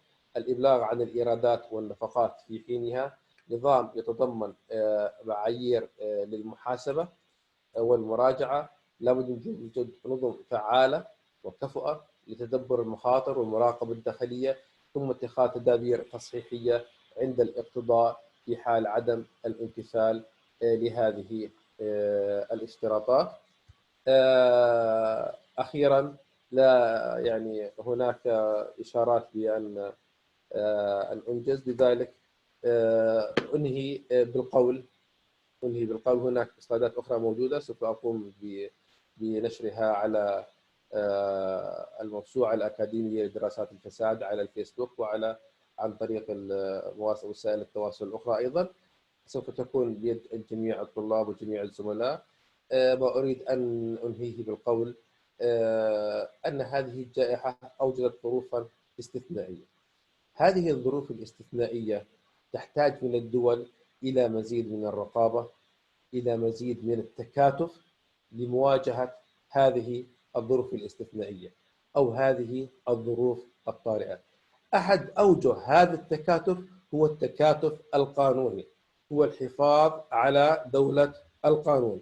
لا تعني الظروف الاستثنائية أو الحالات الطارئة الخروج على دولة القانون، بل يعني الالتزام والتشبث أكثر بدولة القانون وبالنزاهة وبالشفافية، وبأن تكون هناك يد من حديد للوقوف أمام أي شخص قد يستغل مثل هذه الظروف للإثراء ولزيادة ثروته وللقيام بأي جريمة من جرائم الفساد. أنا سعيد لوجودي معكم جميعا هنا، ولن آخذ أكثر وقتا من ذلك، والشكر الجزيل للدكتور ياسر ومركز حكم القانون والمعهد وكل المشاركين في هذا الويبينار، والسلام عليكم ورحمة الله وبركاته. Thanks to you for an excellent presentation, Dr. Masadek, and for allowing us to see the whole, in this particular case, from a legal perspective, but also in a holistic manner. And indeed, there are many things to learn and to remember, especially if you're a government official. Now, we will go to the next presentation, thanking the speakers so far again. And for that, it is my great pleasure to introduce Dr. Mohammad Salah Abu Ragab, who's the Vice Chairman of the Egyptian Council of State and also a legal counsel at Qatar University. He will be sharing a presentation and his speech on the effect of the coronavirus on the performance of obligations arising from governmental contracts. Dr. Abu Ragab, the floor is yours. Thank you. Good morning for everyone. Thanks Alex. I'll speak in Arabic إن شاء الله. بسم الله الرحمن الرحيم. في البداية بحب أوجه الشكر لمركز حكم القانون ومكافحة الفساد ومديره الدكتور ياسر الرفاعي اللي دايما أنا بقول عليه الدينامو، وبشكر معهد الأمم المتحدة للبحث والتدريب على إسراءنا بمثل هذه الندوات، والتي من شأنها بالتأكيد أن تنعكس بالإيجاب على المستمعين والمشاهدين. في البداية أنا هتكلم في محاضرتي النهاردة عن أثر فيروس كورونا على أداء الالتزامات الناشئة عن التعاقدات الحكومية. محتوى المحاضرة هتكلم في البداية عن قاعدة العقد شرعية المتعاقدين، ثم هنتعرض لنظريتي القوى القاهرة والظروف الطارئة، ثم نجيب على سؤال هو الأهم بالنسبة لي، هو الهدف من المحاضرة، هل يعتبر فيروس كورونا من قبيل القوى القاهرة أم من قبيل الظروف الطارئة وأثره على أداء الالتزامات الناشئة عن التعاقدات الحكومية، ثم نستعرض بعض التطبيقات القضائية اللي تمت مؤخراً، وننتهي برأينا في الموضوع وماذا عن دور الدولة لاتجاه المتعاقد لمواجهة أثار هذا الفيروس. في البداية الدولة بشكل عام لها أدوات قانونية بتستخدمها لإنفاذ سلطتها القانونية. من هذه الأدوات القانونية العقد الإداري والقرار الإداري، وهناك غاية معينة للعقد الإداري وهي كفالة سير المرفق العام بانتظام واضطراد، وكذلك أيضا إشباع حاجات المرفق، ولن تتحقق هذه الغاية إلا بتنفيذ الالتزامات الواردة في العقد وخلال المدة المحددة للتنفيذ. قد يواجه المتعاقد أثناء مدة تنفيذ العقد حدوث بعض الظروف أو الأسباب الخارجة عن إرادته اللي ما بتوصلش أو بتخليه ما يقدرش ينفذ التزاماته الواردة في العقد، أو ما ينفذهاش في خلال المدة المتفق عليها، وبالتالي هنا بتحصل إشكالية. ولا يعني خير مثال على ذلك هو انتشار فيروس كورونا المستجد كوفيد-19 في هذه الآونة، وأعلنت منظمة الصحة العالمية في 12 مارس بأنه وباء عالمي. Next slide please. مع العلم أن العقد الإداري أو العقود الإدارية اللي جهة الإدارة بشكل عام بتبرم نوعين من العقود، قد تبرم عقد إداري وقد تبرم عقد مدني. العقد الإداري بتتمتع فيه الإدارة بامتيازات وسلطات السلطة العامة، بعكس العقد المدني اللي بيكون فيه على قدم المساواة مع المتعاقد. بشكل عام مخاطر الأوبئة في خلال الفترة أو ال 20 سنة الماضية كانت لها أو أثارت العديد من الإشكاليات ذات الأبعاد القانونية والاقتصادية والاجتماعية المرتبطة بشكل كبير بالأمن الصحي العالمي وبالعوائق الناجمة عنها في مجال تبادل السلع والخدمات، مرورا بوباء سارس عام 2003 وH1N1 عام 2009 وإيبولا عام 2014، والآن بيتجدد النقاش بعد انتشار فيروس كورونا. وبالفعل لازم نكون واخدين بالنا ان هناك العديد من المؤسسات والشركات، بالفعل هذه الشركات العالمية دفعت بوجود حالة قوى قاهرة، وذلك للتحلل من مسؤولياتها ومن إمكانية أن تقوم بدفع تعويضات أو غرامات تأخير نتيجة تأخيرها في تنفيذ الالتزامات أو استحالة التنفيذ في حد ذاته. وهذا الموضوع بالنسبة لنا بيثير مجموعة من التساؤلات. هذه التساؤلات بتتمثل في الآتي. Next slide please. ما هي التبعات القانونية التي أو المترتبة على تفشي فيروس كورونا المستجد فيما يتعلق بالتزامات وحقوق طرفي العقد؟ كذلك أيضا هل يترك المتعاقد ضحية لفيروس انتشر في كل أنحاء العالم دون أن يكون له دخل في انتشاره؟ ثم هل يصرف النظر عن احتياجات المرفق العام الذي ما أبرم العقد الإداري إلا لتسيير حاجاته وعلى وجه المرضي طبعا تحقيقا للمنفعه العامه. واخيرا ما هو دور الدوله تجاه المتعاقد لمواجهه اثار الفيروس على عقودها. بالتاكيد هذه التساؤلات هي محور المحاضره بالنسبه لي او محور كلمتي بالنسبه لي، عشان نوصل في الاخر انه يعني هل الفيروس بالنسبه لنا بيسمح للمتعاقد انه ما ينفذش التزاماته، ام واجب علينا هنا ان احنا نحمي المتعاقد في علاقته بالجهات الحكوميه في العقود الاداريه نتيجه انتشار هذا الفيروس. مبدئيا هناك مبدا يحكم كل العقود الاداريه، هو مبدا العقد شريعه المتعاقدين. والعقد شريعه المتعاقدين مبدا له ثلاثه اسس. الاساس الاولاني هو انه مبدا قانوني قوامه مبدا سلطان الاراده، كذلك ايضا فهو اخلاقي لانه بيعتمد على فكره احترام العقود والعهود، واخيرا له طابع اجتماعي واقتصادي بترجمه فكره استقرار المعاملات. المبدا بشكل عام بيقوم على فكره انه يجب احترام العقود ومضمون العقود، سواء كان من قبل المتعاقدين نفسهم او من قبل القضاء. طيب، ما هي اثر الاوبئه الصحيه على العلاقات التعاقديه؟ الاوبئه الصحيه بشكل عام كواقعه ماديه صرف المفروض ان لها العديد من الاثار السلبيه على العلاقات القانونيه بشكل عام والعلاقات التعاقديه بشكل خاص، لان هذه العلاقات بتتصدع نتيجه حدوث ركود في بعض القطاعات الاستثماريه، مما يجعل ان هناك استحاله في بعض الاحيان في تنفيذ الالتزامات او هناك صعوبه في تنفيذها. ومن هنا تبنى الفكر القانوني والاجتهاد القضائي نظريتين بيحكموا العقد الاداري. النظريه الاولى هي نظريه القوى القاهره، والنظريه الثانيه هي نظريه الظروف الطارئه. النظريتين بيعالجوا الحالات اللي بيكون فيها تنفيذ الالتزام مستحيل، وده بالنسبه لي نظريه القوى القاهره، او تنفيذ الالتزام صعب او اكثر ارهاقا بالنسبه للمتعاقد، ودي نظريه الظروف الطارئه. والنظريتين دول بشكل عام هما ترجمه لمبدا اخلاقي، وهو انه لا تكليف بمستحيل او لا تكليف بما هو فوق الطاقه العاديه للانسان. وكذلك ايضا من الناحيه الموضوعيه هناك ربط ما بين، او هي ترجمه، النظريتين دول ترجمه ما بين القانون والاقتصاد من ناحيه ومبادئ الاخلاق من ناحيه اخرى.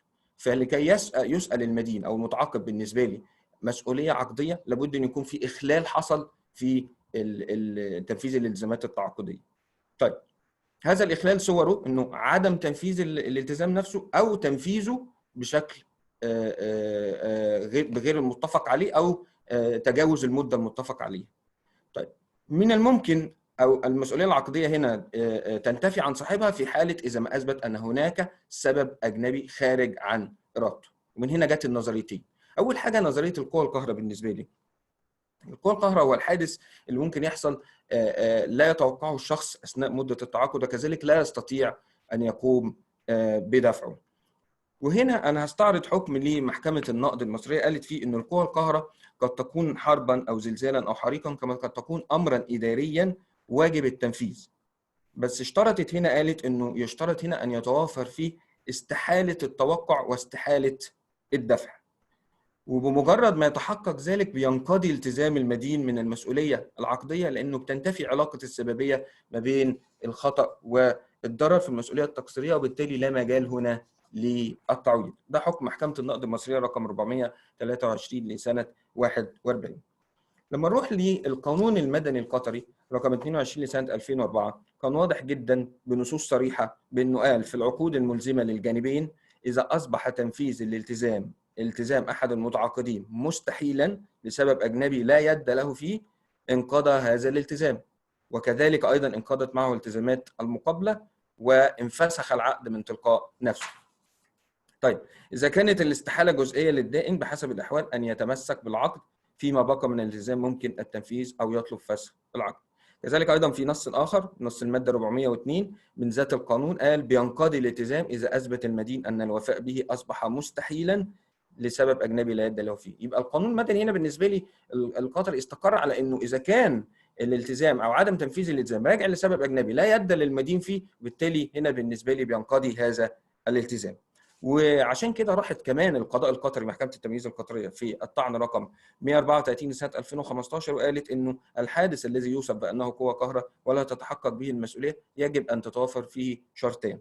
إيه الشرطين دول؟ إنه يكون غير متوقع وإنه يكون مستحيل الدفع. طيب هنا التساؤل اللي موجود قدامنا، متى ينقضي الالتزام بسبب استحالة التنفيذ؟ يعني هل هو بمجرد استحالة التنفيذ بينقضي الالتزام؟ لا، بينقضي الالتزام بسبب استحالة التنفيذ إذا كانت الاستحالة ترجع إلى سبب أجنبي. يعني لابد أن يكون هناك سبب أجنبي هو سبب أو هو اللي ترتب عليه هذه الاستحالة.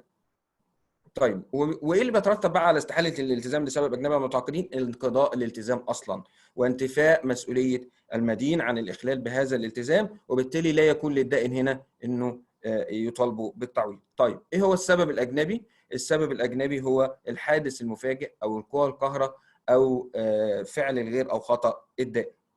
طيب هناك شروط للحادث القهري. ما هي هذه الشروط؟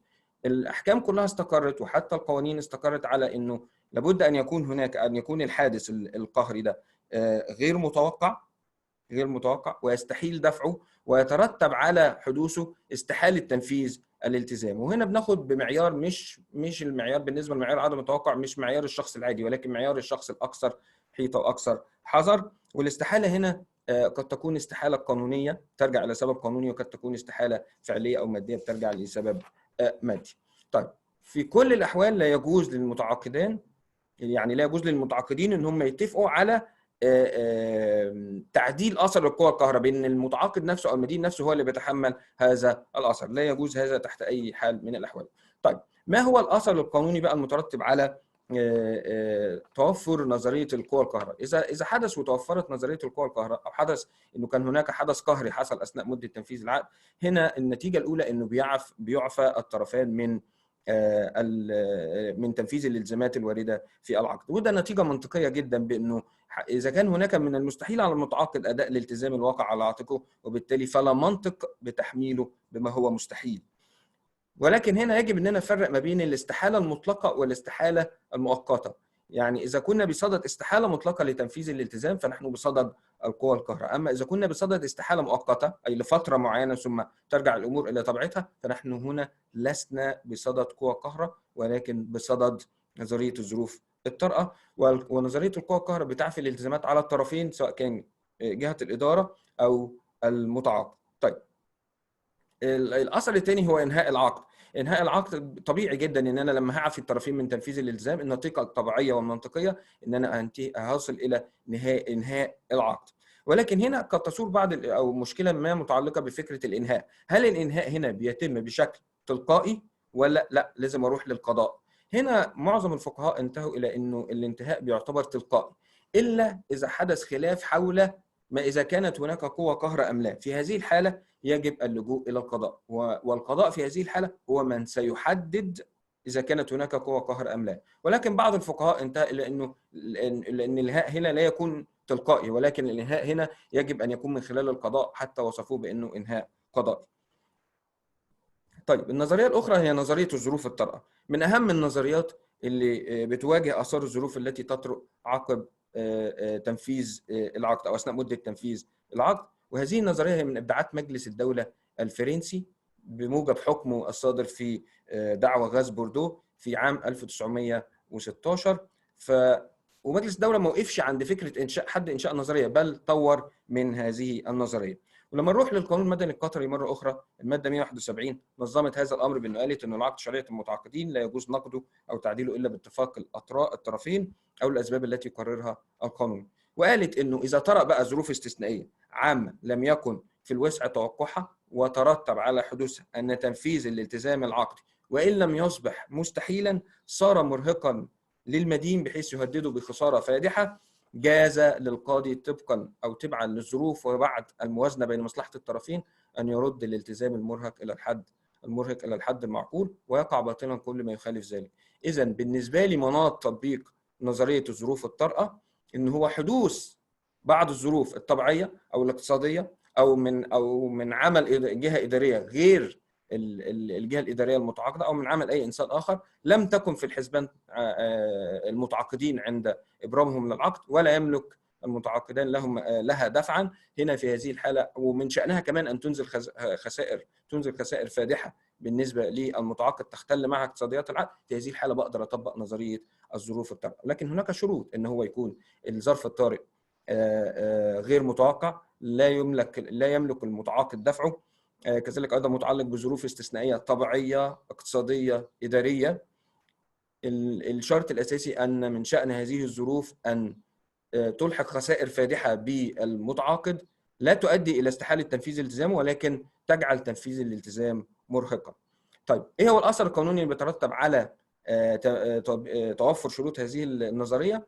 ليس على المتعاقد او ليس مؤدى تطبيق هذه النظريه ان يتوقف المتعاقد عن تنفيذ التزامه. اذا توقف بمجرد حدوث الظرف الطارئ عن تنفيذ التزامه في هذه الحاله لا يستطيع ان يتمسك بنظريه الظروف الطارئه. طيب ما الواجب عليه؟ ان هو يدعو جهه الاداره الى مشاركته في الخسائر التي لحقت به. اذا لم ترتضي جهه الاداره فمن الواجب عليه هنا في هذه الحاله ان اللجوء الى القضاء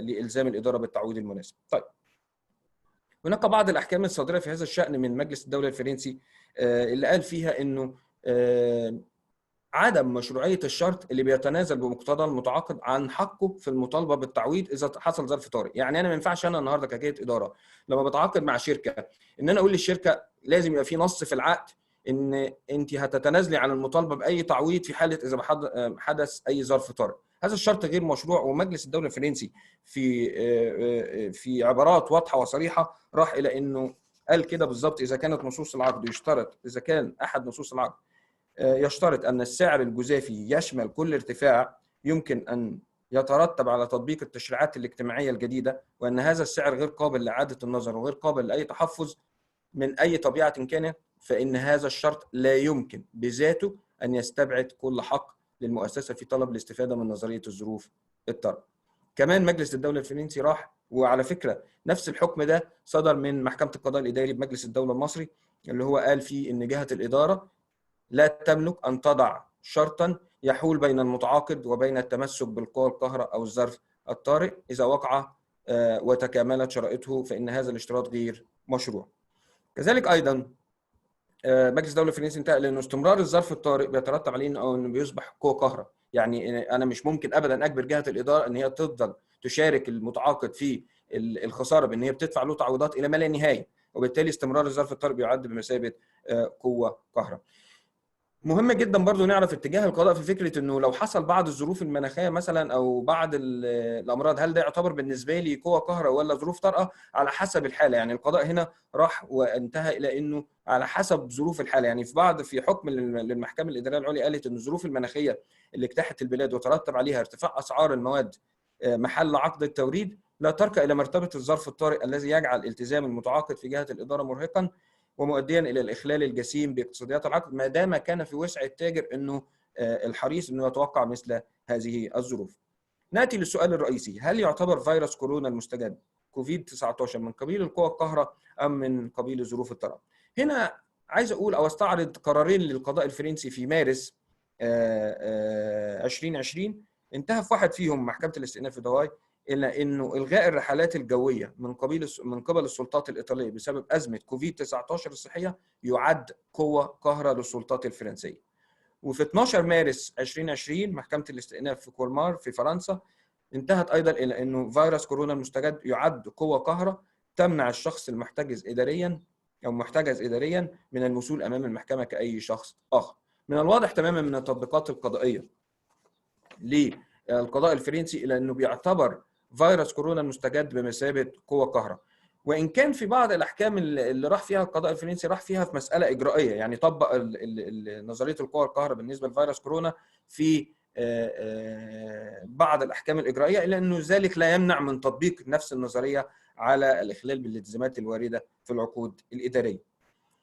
كمان كان في بعض التطبيقات في شأن الأوبئة والأمراض برضو في فرنسا في 29/12/2009 انتهت برضو بمناسبة قضية تتعلق ب تشاكنجانا اللي هو الوباء اللي كان منتشر في شهر يناير، وكانت جهة الإدارة تعاقدت مع الشركة في شهر أغسطس 2006، والفيروس نفسه انتشر في شهر يناير 2006، وبالتالي المحكمه قالت لك لا يجوز بالنسبه لي هنا ان انا اتمسك بشرط عدم التوقع، لان التعاقد تم بعد انتشار الفيروس. كذلك ايضا محكمه باريس اكدت انه في حكم لها ان توقف الطائره في ببلد مجاوره لمنطقه المفروض ان كان منتشر فيها وباء الطاعون لا يشكل خطرا يفسر بانه قوه قهرة. طيب نصل الى راينا في الموضوع. راينا في الموضوع من وجهه نظري انه لا يمكن ان انا اصل الى راي موحد في هذه المساله، بمعنى صح ان انا برجع لكل حاله على حده. يعني اذا كان تاثير فيروس كورونا المستجد على اداء الالتزامات او تنفيذ الالتزامات المترتبه على العقد كان تاثيرا كبيرا لدرجه انه اصبح معه تنفيذ الالتزام مستحيلا، في هذه الحاله يجب ان انا اطبق نظريه القوه القهر. طيب اما اذا لم يصل التاثير بتاعه لهذه الدرجه، ولكن يعني ما وصلش لفكره ان انا في استحاله في تنفيذ الالتزامات، ولكن وصل لفكره انه تنفيذ الالتزام اصبح مرهقا بالنسبه للمتعاقد، في هذه الحاله بطبق نظريه الظروف الطارئه. ولكن يجب عند تقييم ما اذا كان الاداء مستحيلا او مرهقا لابد ان ناخد في الاعتبار التدابير اللي بتتخذها الحكومه لمواجهه الفيروس. يعني هفترض مثلا ان الحكومه تعاقدت مع مورد لتوريد بعض السلع لهذه الذي يستوردها من الخارج لهذه الجهه الحكوميه. طيب الجهه الحكوميه نفسها او جهات الدوله خدت قرار بغلق المجال الجوي، سواء كان في الرحلات الجويه الخارجيه او الداخليه، او فرضت حظر كلي بشكل وقت كبير جدا.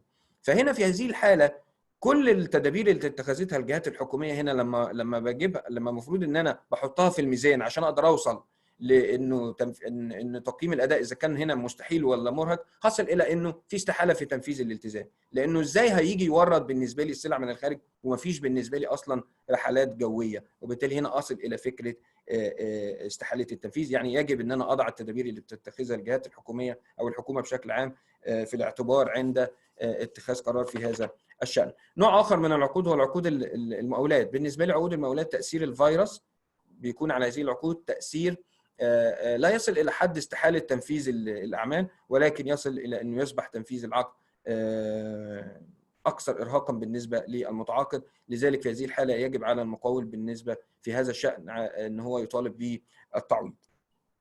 طيب في هذه المسألة تصور أيضا نقطة بسيطة، وهي مسألة وقت التعاقد. يعني لازم أخد بالي جدا إن إذا كان التعاقد قبل انتشار الفيروس ولا بعد انتشار الفيروس. بعد انتشار الفيروس لا يجوز بالنسبة لي إن أنا أتمسك بأي نظرية، سواء كانت نظرية القوى القاهرة أو نظرية الظروف الطارئة، ولكن أنا أتحدث بالتأكيد على العقود التي أبرمتها الجهات الحكومية قبل انتشار الفيروس. الخلاصة في هذه النقطة أنه لا يمكن أن يكون هناك رأي موحد في مسألة تأثير فيروس كورونا على أداء الالتزامات الناشئة عن التعاقدات الحكومية، بل يجب أن يتم تقييم كل حالة على حدة وفقا لأحكام كل عقد والظروف المحيطة والتي قد تؤثر على أداء العقد. وبالتالي يمكن اعتبار فيروس كورونا في بعض العقود بمثابة القوى القاهرة، وفي بعض العقود الأخرى بمثابة الظروف الطارئة، وذلك على حسب مدى تأثيره ومدى إمكانية تنفيذ الالتزام بشكل يسبب خسائر أم عدم تنفيذ الالتزام بشكل كلي. النقطة الأخيرة وهي دور الدولة تجاه المتعاقد لمواجهة آثار فيروس كورونا المستجد على عقودها. أنا بشوف أنه يجب على الدول هنا أنها تكون أكثر إيجابية، ويجب أن تتخذ حزمة من القرارات اللي من شأنها أن تحقق التوازن المالي في العقود التي تبرمها. ما ينفعش النهاردة أن الدولة تقف موقف المتفرج تنتظر ماذا سيحدث في المستقبل، خاصة أن بالنسبة لنا حتى الآن الشواهد بتقول أنه الفيروس بينتشر بسرعة كبيرة جدا، وقد لا يكون هذا المستقبل قريب لانتهاء هذا الفيروس، بل قد من الممكن أن يكون مستقبل بعيدا. وبالتالي أنا بأثني هنا على بعض القرارات اللي اتخذتها بعض الدول، واللي بستعرض منهم قرارين.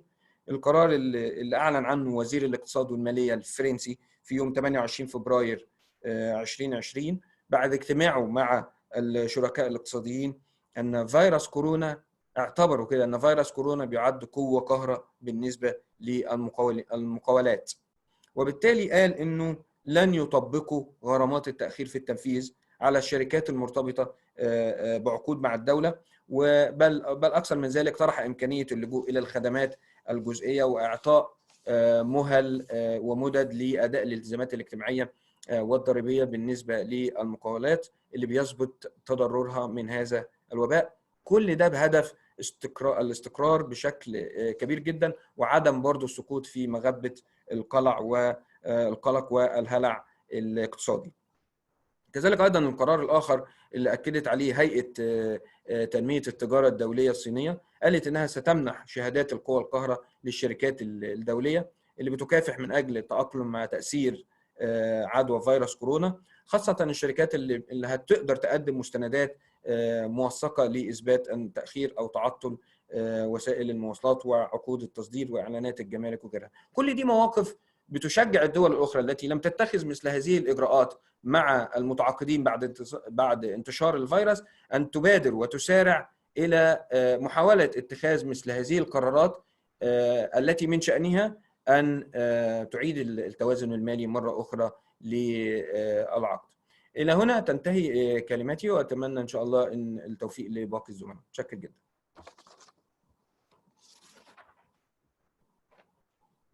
Thank you very much to you, dear Dr. Abu Ragab. It's been a magisterial class on force majeure theory that I find it very, very relevant. Impressive skills to teach something very complicated into a very specific manner. So my appreciation to you, and this issue of contracts, because this is what we are discussing here. So we need to run to our next speaker. But it's something that also will give me very much pleasure in doing. She will be representing UNITAR. So with our appreciation to the previous speakers, now is the turn of Dr. Alejandra Gomez Céspedes. She's a senior advisor for anti-corruption at UNITAR, quite a privilege for us. And she's also a visiting scholar at the University of Malaga.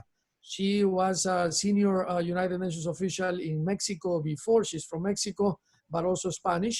And she has quite a unique view on Latin America issues of corruption and also on Mexico. She will be talking about cool the glaring gaps in emergency procurement laws encourage corruption. And it's my great pleasure to give Dr. Gomez the floor. Alejandra, please. Hello, thank you very much, Alex. And thank you very much, Dr. Rifai, and all my colleagues before my panel colleagues, because all of you have really paved the way to what I wanted to address today. Just going back to what, can we just have a look? Yeah, I know we have talked a lot about the United Nations Convention Against Corruption, especially Dr. Al-Ansari. She mentioned it thoroughly, so that works out very good for me. I just wanted to say that, well, it looks like the convention has always been there, but it's only been there for 15 years. And 15 years may seem, I mean, the entry into force of the convention, 15 years may seem a lot, but in practice, it's not always the case. What I have observed across many Latin American countries is that, yes, most of the universal instrument has been transposed to national legislation, but in most cases, it covers like the national legislation. In some places like, for instance, Mexico or Brazil or the United States that have federal state laws, the transposition to local legal instruments is not always as it is done at the national level. So today I would like to mention a very practical example of my last duty station, which took place in the north part of Mexico. We provided significant technical assistance to the government of Chihuahua in order to legislate on anti-corruption issues and procurement issues that may lead to some corruption practices. So I just want to go very briefly on that chapter 9, the next slide, please. On that chapter 9 that Dr. Al-Ansari mentioned, and just to mention that in most places, it's not only the case of Mexico, but in most places, you can find that the measures of procurement in terms of anti-corruption are already there. In most legislations, you can find appropriate systems of procurement, at least at the national level, which should be taken into account. So for instance, places with a federal legal system, you have them at the federal level, but not always at the local level. So this is important, a first thing important to mention, that today, most corruption cases happen at the local level. And if you don't have the appropriate instruments in place, then well, you could end up having important corruption activities taking place. So just to mention, for the Mexican legislation, you do have systems and measures of transparency, open competition, objective criteria for eligibility of contracts. One of the things I found very important at the local level was that yes, there is open access to information, but in many cases that information is not always free. So that is one thing to take into account. For instance, you have to pay for the basis of the tender.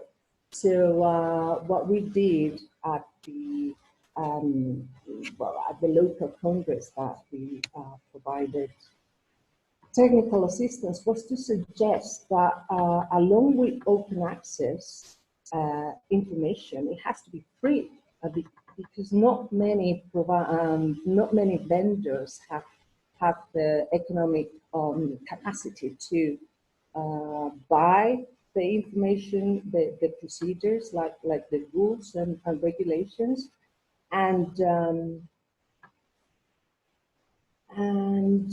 not all of them are able. And what happens if they buy the tender and then later find out that they are not eligible? So that is one thing that we saw in practice. Also, virtual versus paper.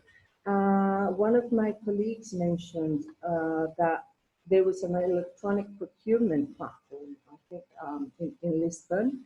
That happens also in Mexico. But there are some places in Mexico and in many Latin American countries that the access to internet is not always very fluent. So it really complicates the platform, which is meant to guarantee transparency. It kind of complicates it in the end because many vendors and suppliers and even institutional agencies are unable to get into the platform because they don't always have the connection to the internet. Yes, in place we found there is sufficient allocation of time to prepare and submit the tenders. We found that there are sound screening procedures and availability of civil servants. That was very important. One thing to take into account is that, okay, if you are a public official, but you have experience in, for instance, medical supplies and medical contracts, it's quite difficult that you can be as that you can have the expertise to decide upon, for instance, petrol or oil contracts So one thing that we observed at the local level was that, okay, fine, the procurement office, the local procurement office should have experts in various different fields, because it seems complicated in the end, or else contract them ad hoc for specific procedures and tenders. It's very complicated that you have one civil servant looking into all the paperwork and all the documents to really know and be an expert in all of them. So I think that should be one thing to take into account. What we found in Mexico, which was very, very helpful, was to have a registry of vendors, a registry of suppliers. This registry was very useful because these suppliers have gone through a screening procedure. So that means that those that are in the registry are vendors and are suppliers you can rely upon. So I think that is very important when looking into anti-corruption measures. Another thing that we really found very interesting in the legislation, in procurement legislation in Mexico, was that there was the opportunity for citizens to oversee the procedure of certain tenders and certain contracts. So if you want to become a citizen witness or a citizen observant, you are able to register and to become like an observer of the whole process. So that gives a lot of transparency in the process. So in general terms, the national legislation in place in Mexico is very much in line to the United Nations Convention Against Corruption. So it's one thing to really be, well, one thing to celebrate really, because there are many, many things in place that lower the activities of corruption or that disencourage corruption activities to take place. It's not always the case at the local level. So one thing to take into account is like how are legal instruments operating at the national level and how are legal instruments operating at the local level. We observe within the bill, within the law, that many legislations across the countries, they have articles pertaining to something that is called emergency procurement. What emergency procurement is all about is that agencies and well, national institutions are flexible to respond to certain emergencies. I think the UNITAR, the Convention Against Corruption, falls short in defining what emergency procurement should be all about. At the local level, I mean, when we were there at the Parliament in Chihuahua, we came to suggest, we came to provide in the legislation that it needed to be critical to distinguish what is emergency procurement and what is not. Emergency procurement, as my colleagues in the panel have already mentioned, are unforeseen events. These events can result in injury, in loss of lives, or critical damage to infrastructures. Is something that we did not foresee to happen. Yeah. So I think procurement legislation should have available measures in order to proceed to this type of emergencies. So what we observed in practice was that the procurement office usually received tenders that allege to an emergency issue when they were not. I mean, we observed institutions or agencies alleging to this is an emergency because we ran out of chairs or desks and we need to buy them ipso facto. So it was quite ironic because many emergencies derived from situations that agencies did not plan, did not consider as risk mitigation or contingency measures, and they allege these as emergency procurement. Why? Because emergency, we can go, well, we can leave that, no problem.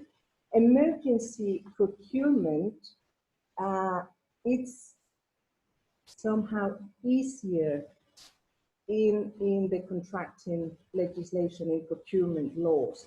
So one of the recommendations we made to the task force was that you really have to identify what emergency situations include.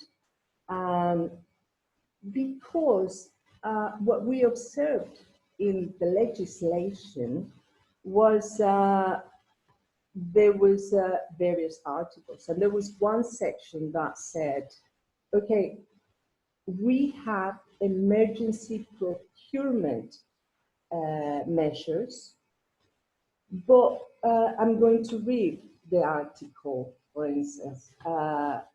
The agency may procure contracts by foregoing routine procurement procedures. That is, you are not going to follow the normal procurement rules and regulations because this is an extraordinary situation. This is an emergency situation.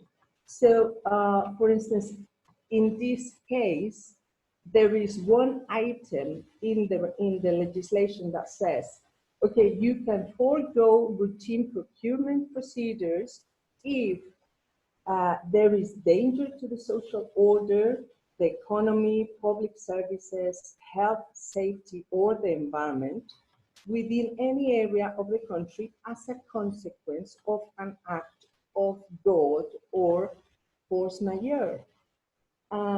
Basically, it says, okay, you can just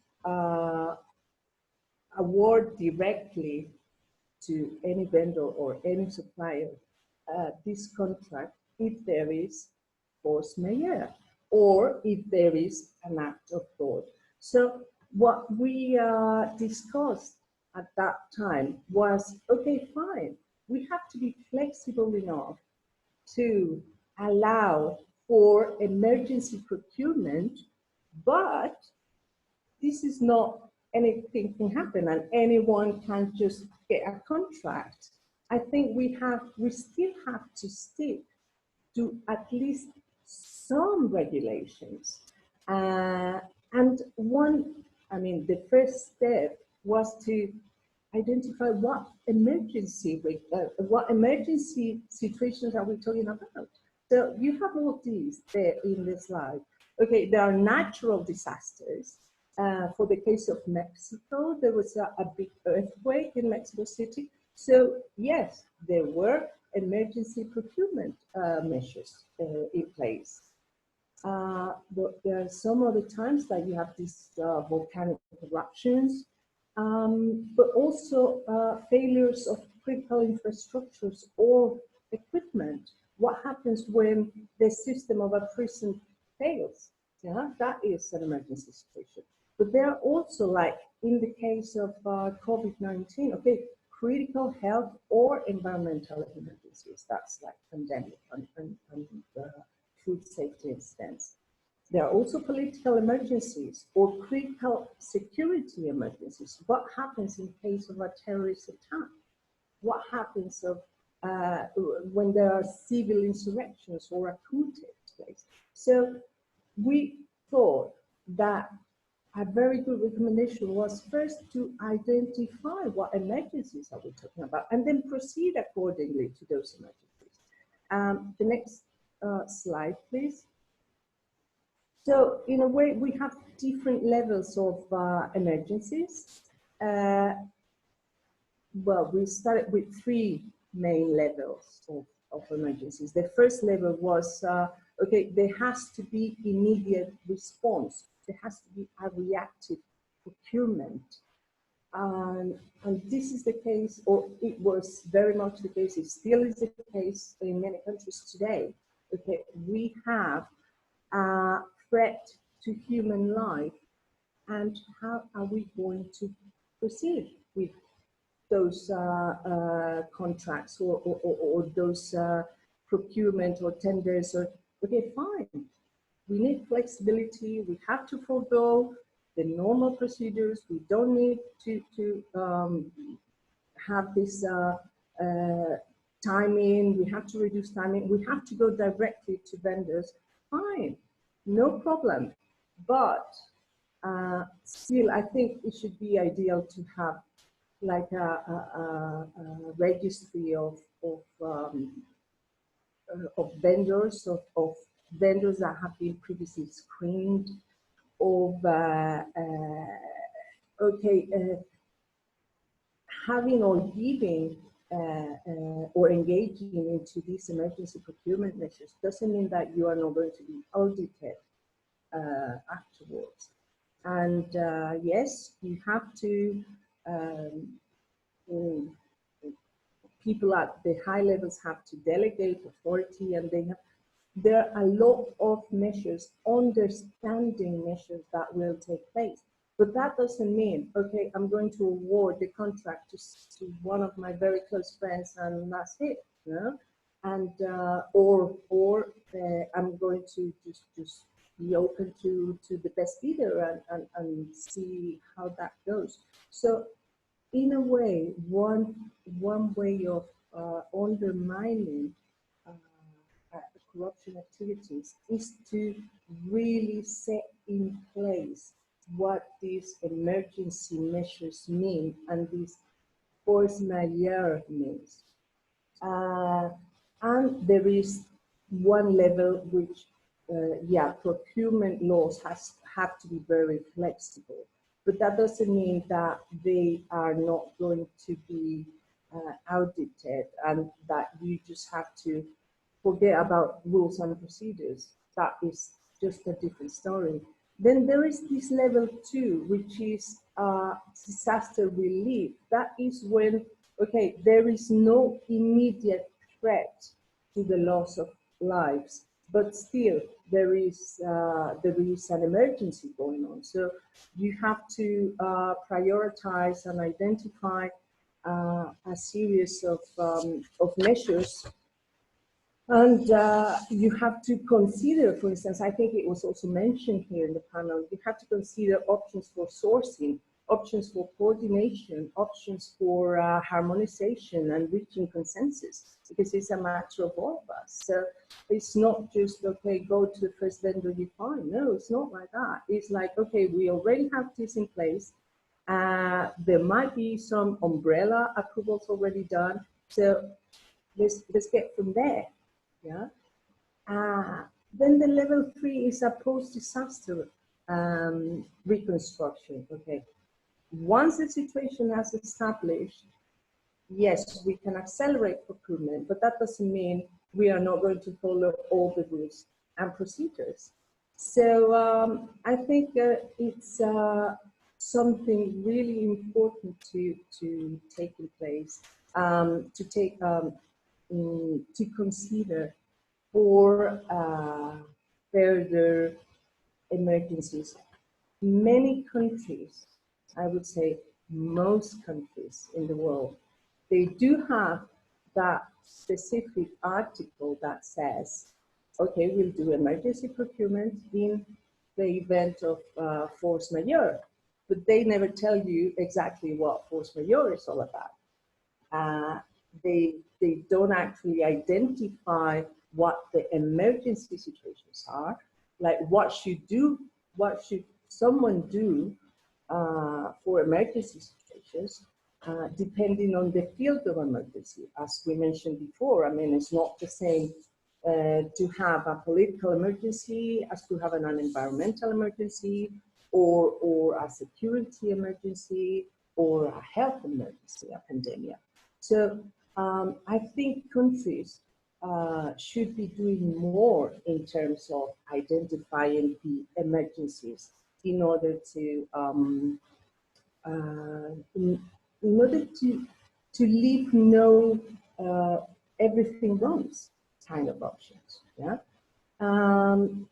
Once the emergencies are identified, countries should determine the levels of emergency. I mean, you can have 3 levels, or you can have 5 levels. It doesn't really matter. But what you have to do in terms of procurement is, okay, you have to identify that you are going to forego certain procedures because of you are in level 1 emergency procurement.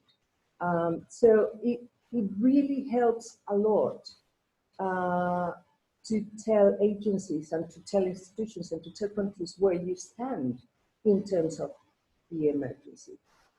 This COVID-19 emergency is something that we have not seen really before, because in many countries the emergency procurement laws are at the national level. As I was mentioning before, it was like, okay, civil unrest or a volcano or an earthquake or a tsunami, or it usually affects 1 country or 2 countries. It doesn't affect like 100 countries at the same time. So this is quite different. But having said that, I don't think we should just sit back and say, okay, this is emergency procurement and well, this is emergency, so that's it. No, we really have to be more proactive, and we really have to elaborate on what our emergency situations are or could be. Unfortunately, as this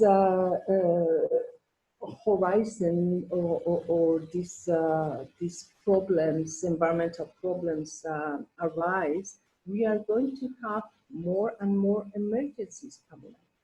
We are going to have environmental emergencies. We are going to have, we rely a lot on the virtual, on electronic realities.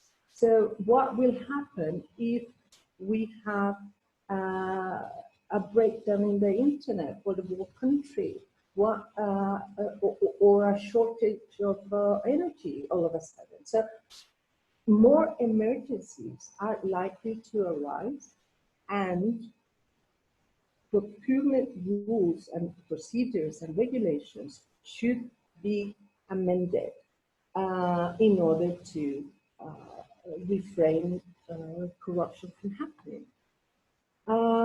I think that for all of us, it's very easy to identify corruption activities. I mean, whoa, that public official asked me for money. And well, that is obviously asking for a bribery.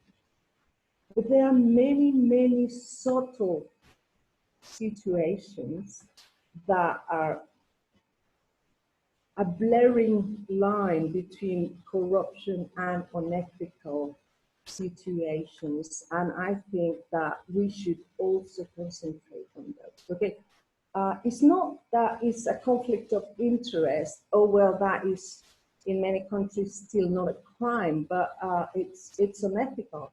It's unethical if they catch me, but I mean if they don't catch me, then it might not be. Yeah. So another thing to really bear in mind is to look into those murky, dark situations and determine what are we going to see, especially in emergencies. We are going to see that the prices soar. We are going to see a lot of conflicts of interest. We are going to see vendors that have no experience, that have never sold anything near to ventilators or masks, or and they sell them quite cheaply.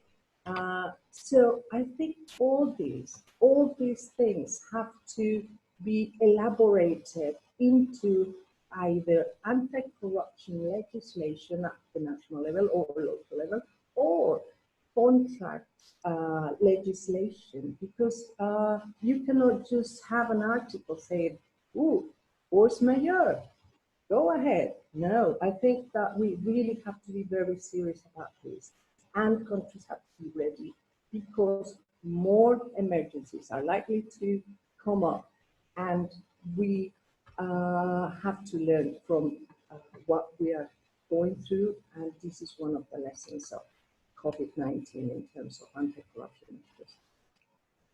Thank you. That's it. Thank you very much, Dr. Gomez.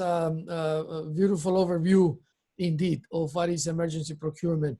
But before that, if I may call the attention of the participants to that, this dichotomy between the national, the federal, and the subnational and the local. Your account of what happened in Mexico a few years back with 30 states. Dr. Gomez was telling me yesterday, something that I'm supposed to know, but sometimes you tend to forget. You have one federal law, one national law, but then you have 30 states, and then you have 30 different laws. So procurement changes from the national level to the subnational level and even to the local level. And this, of course, can be prone to corruption or facilitate corruption attempts. Well, we have been beyond what the time was expected to be, but this was indeed a very interesting exchange of views. We went from the initial assessment on the health environment from Dr. Al-Ansari on manifestations of corruption based on her book, which I recommend greatly, of course, to the practicalities of what's happening in the health sector too. Then a very excellent topic on integrity and transparency from Dr. Mazadeh. Impressive to have your legal mind here. But then we also went to force majeure and to understand the effects of the coronavirus on the performance of obligations, contractual obligations from governmental procurement from Dr. Abu Ragab, also very, very much on point. And then we wrap up with Dr. Gomez Cespedes telling us about this dichotomy between the national, subnational, local, and focusing again, as the first speaker did, on the convention proper to understand what is emergency procurement. So quite a beautiful overview that I believe give us an excellent material and platform to better understand what is happening. And before we conclude, even though it's been longer than expected, but very valuable, allow me, because there is no Q&A, please bear with me just 1 or 2 more minutes. Allow me to quote some of the questions and answers and comments that have been posted, and most of you can see it. Dr. Mutasim Mohammed, procurement professional at the Qatar Foundation, says something that is very much to the center of what we are discussing here, and I read.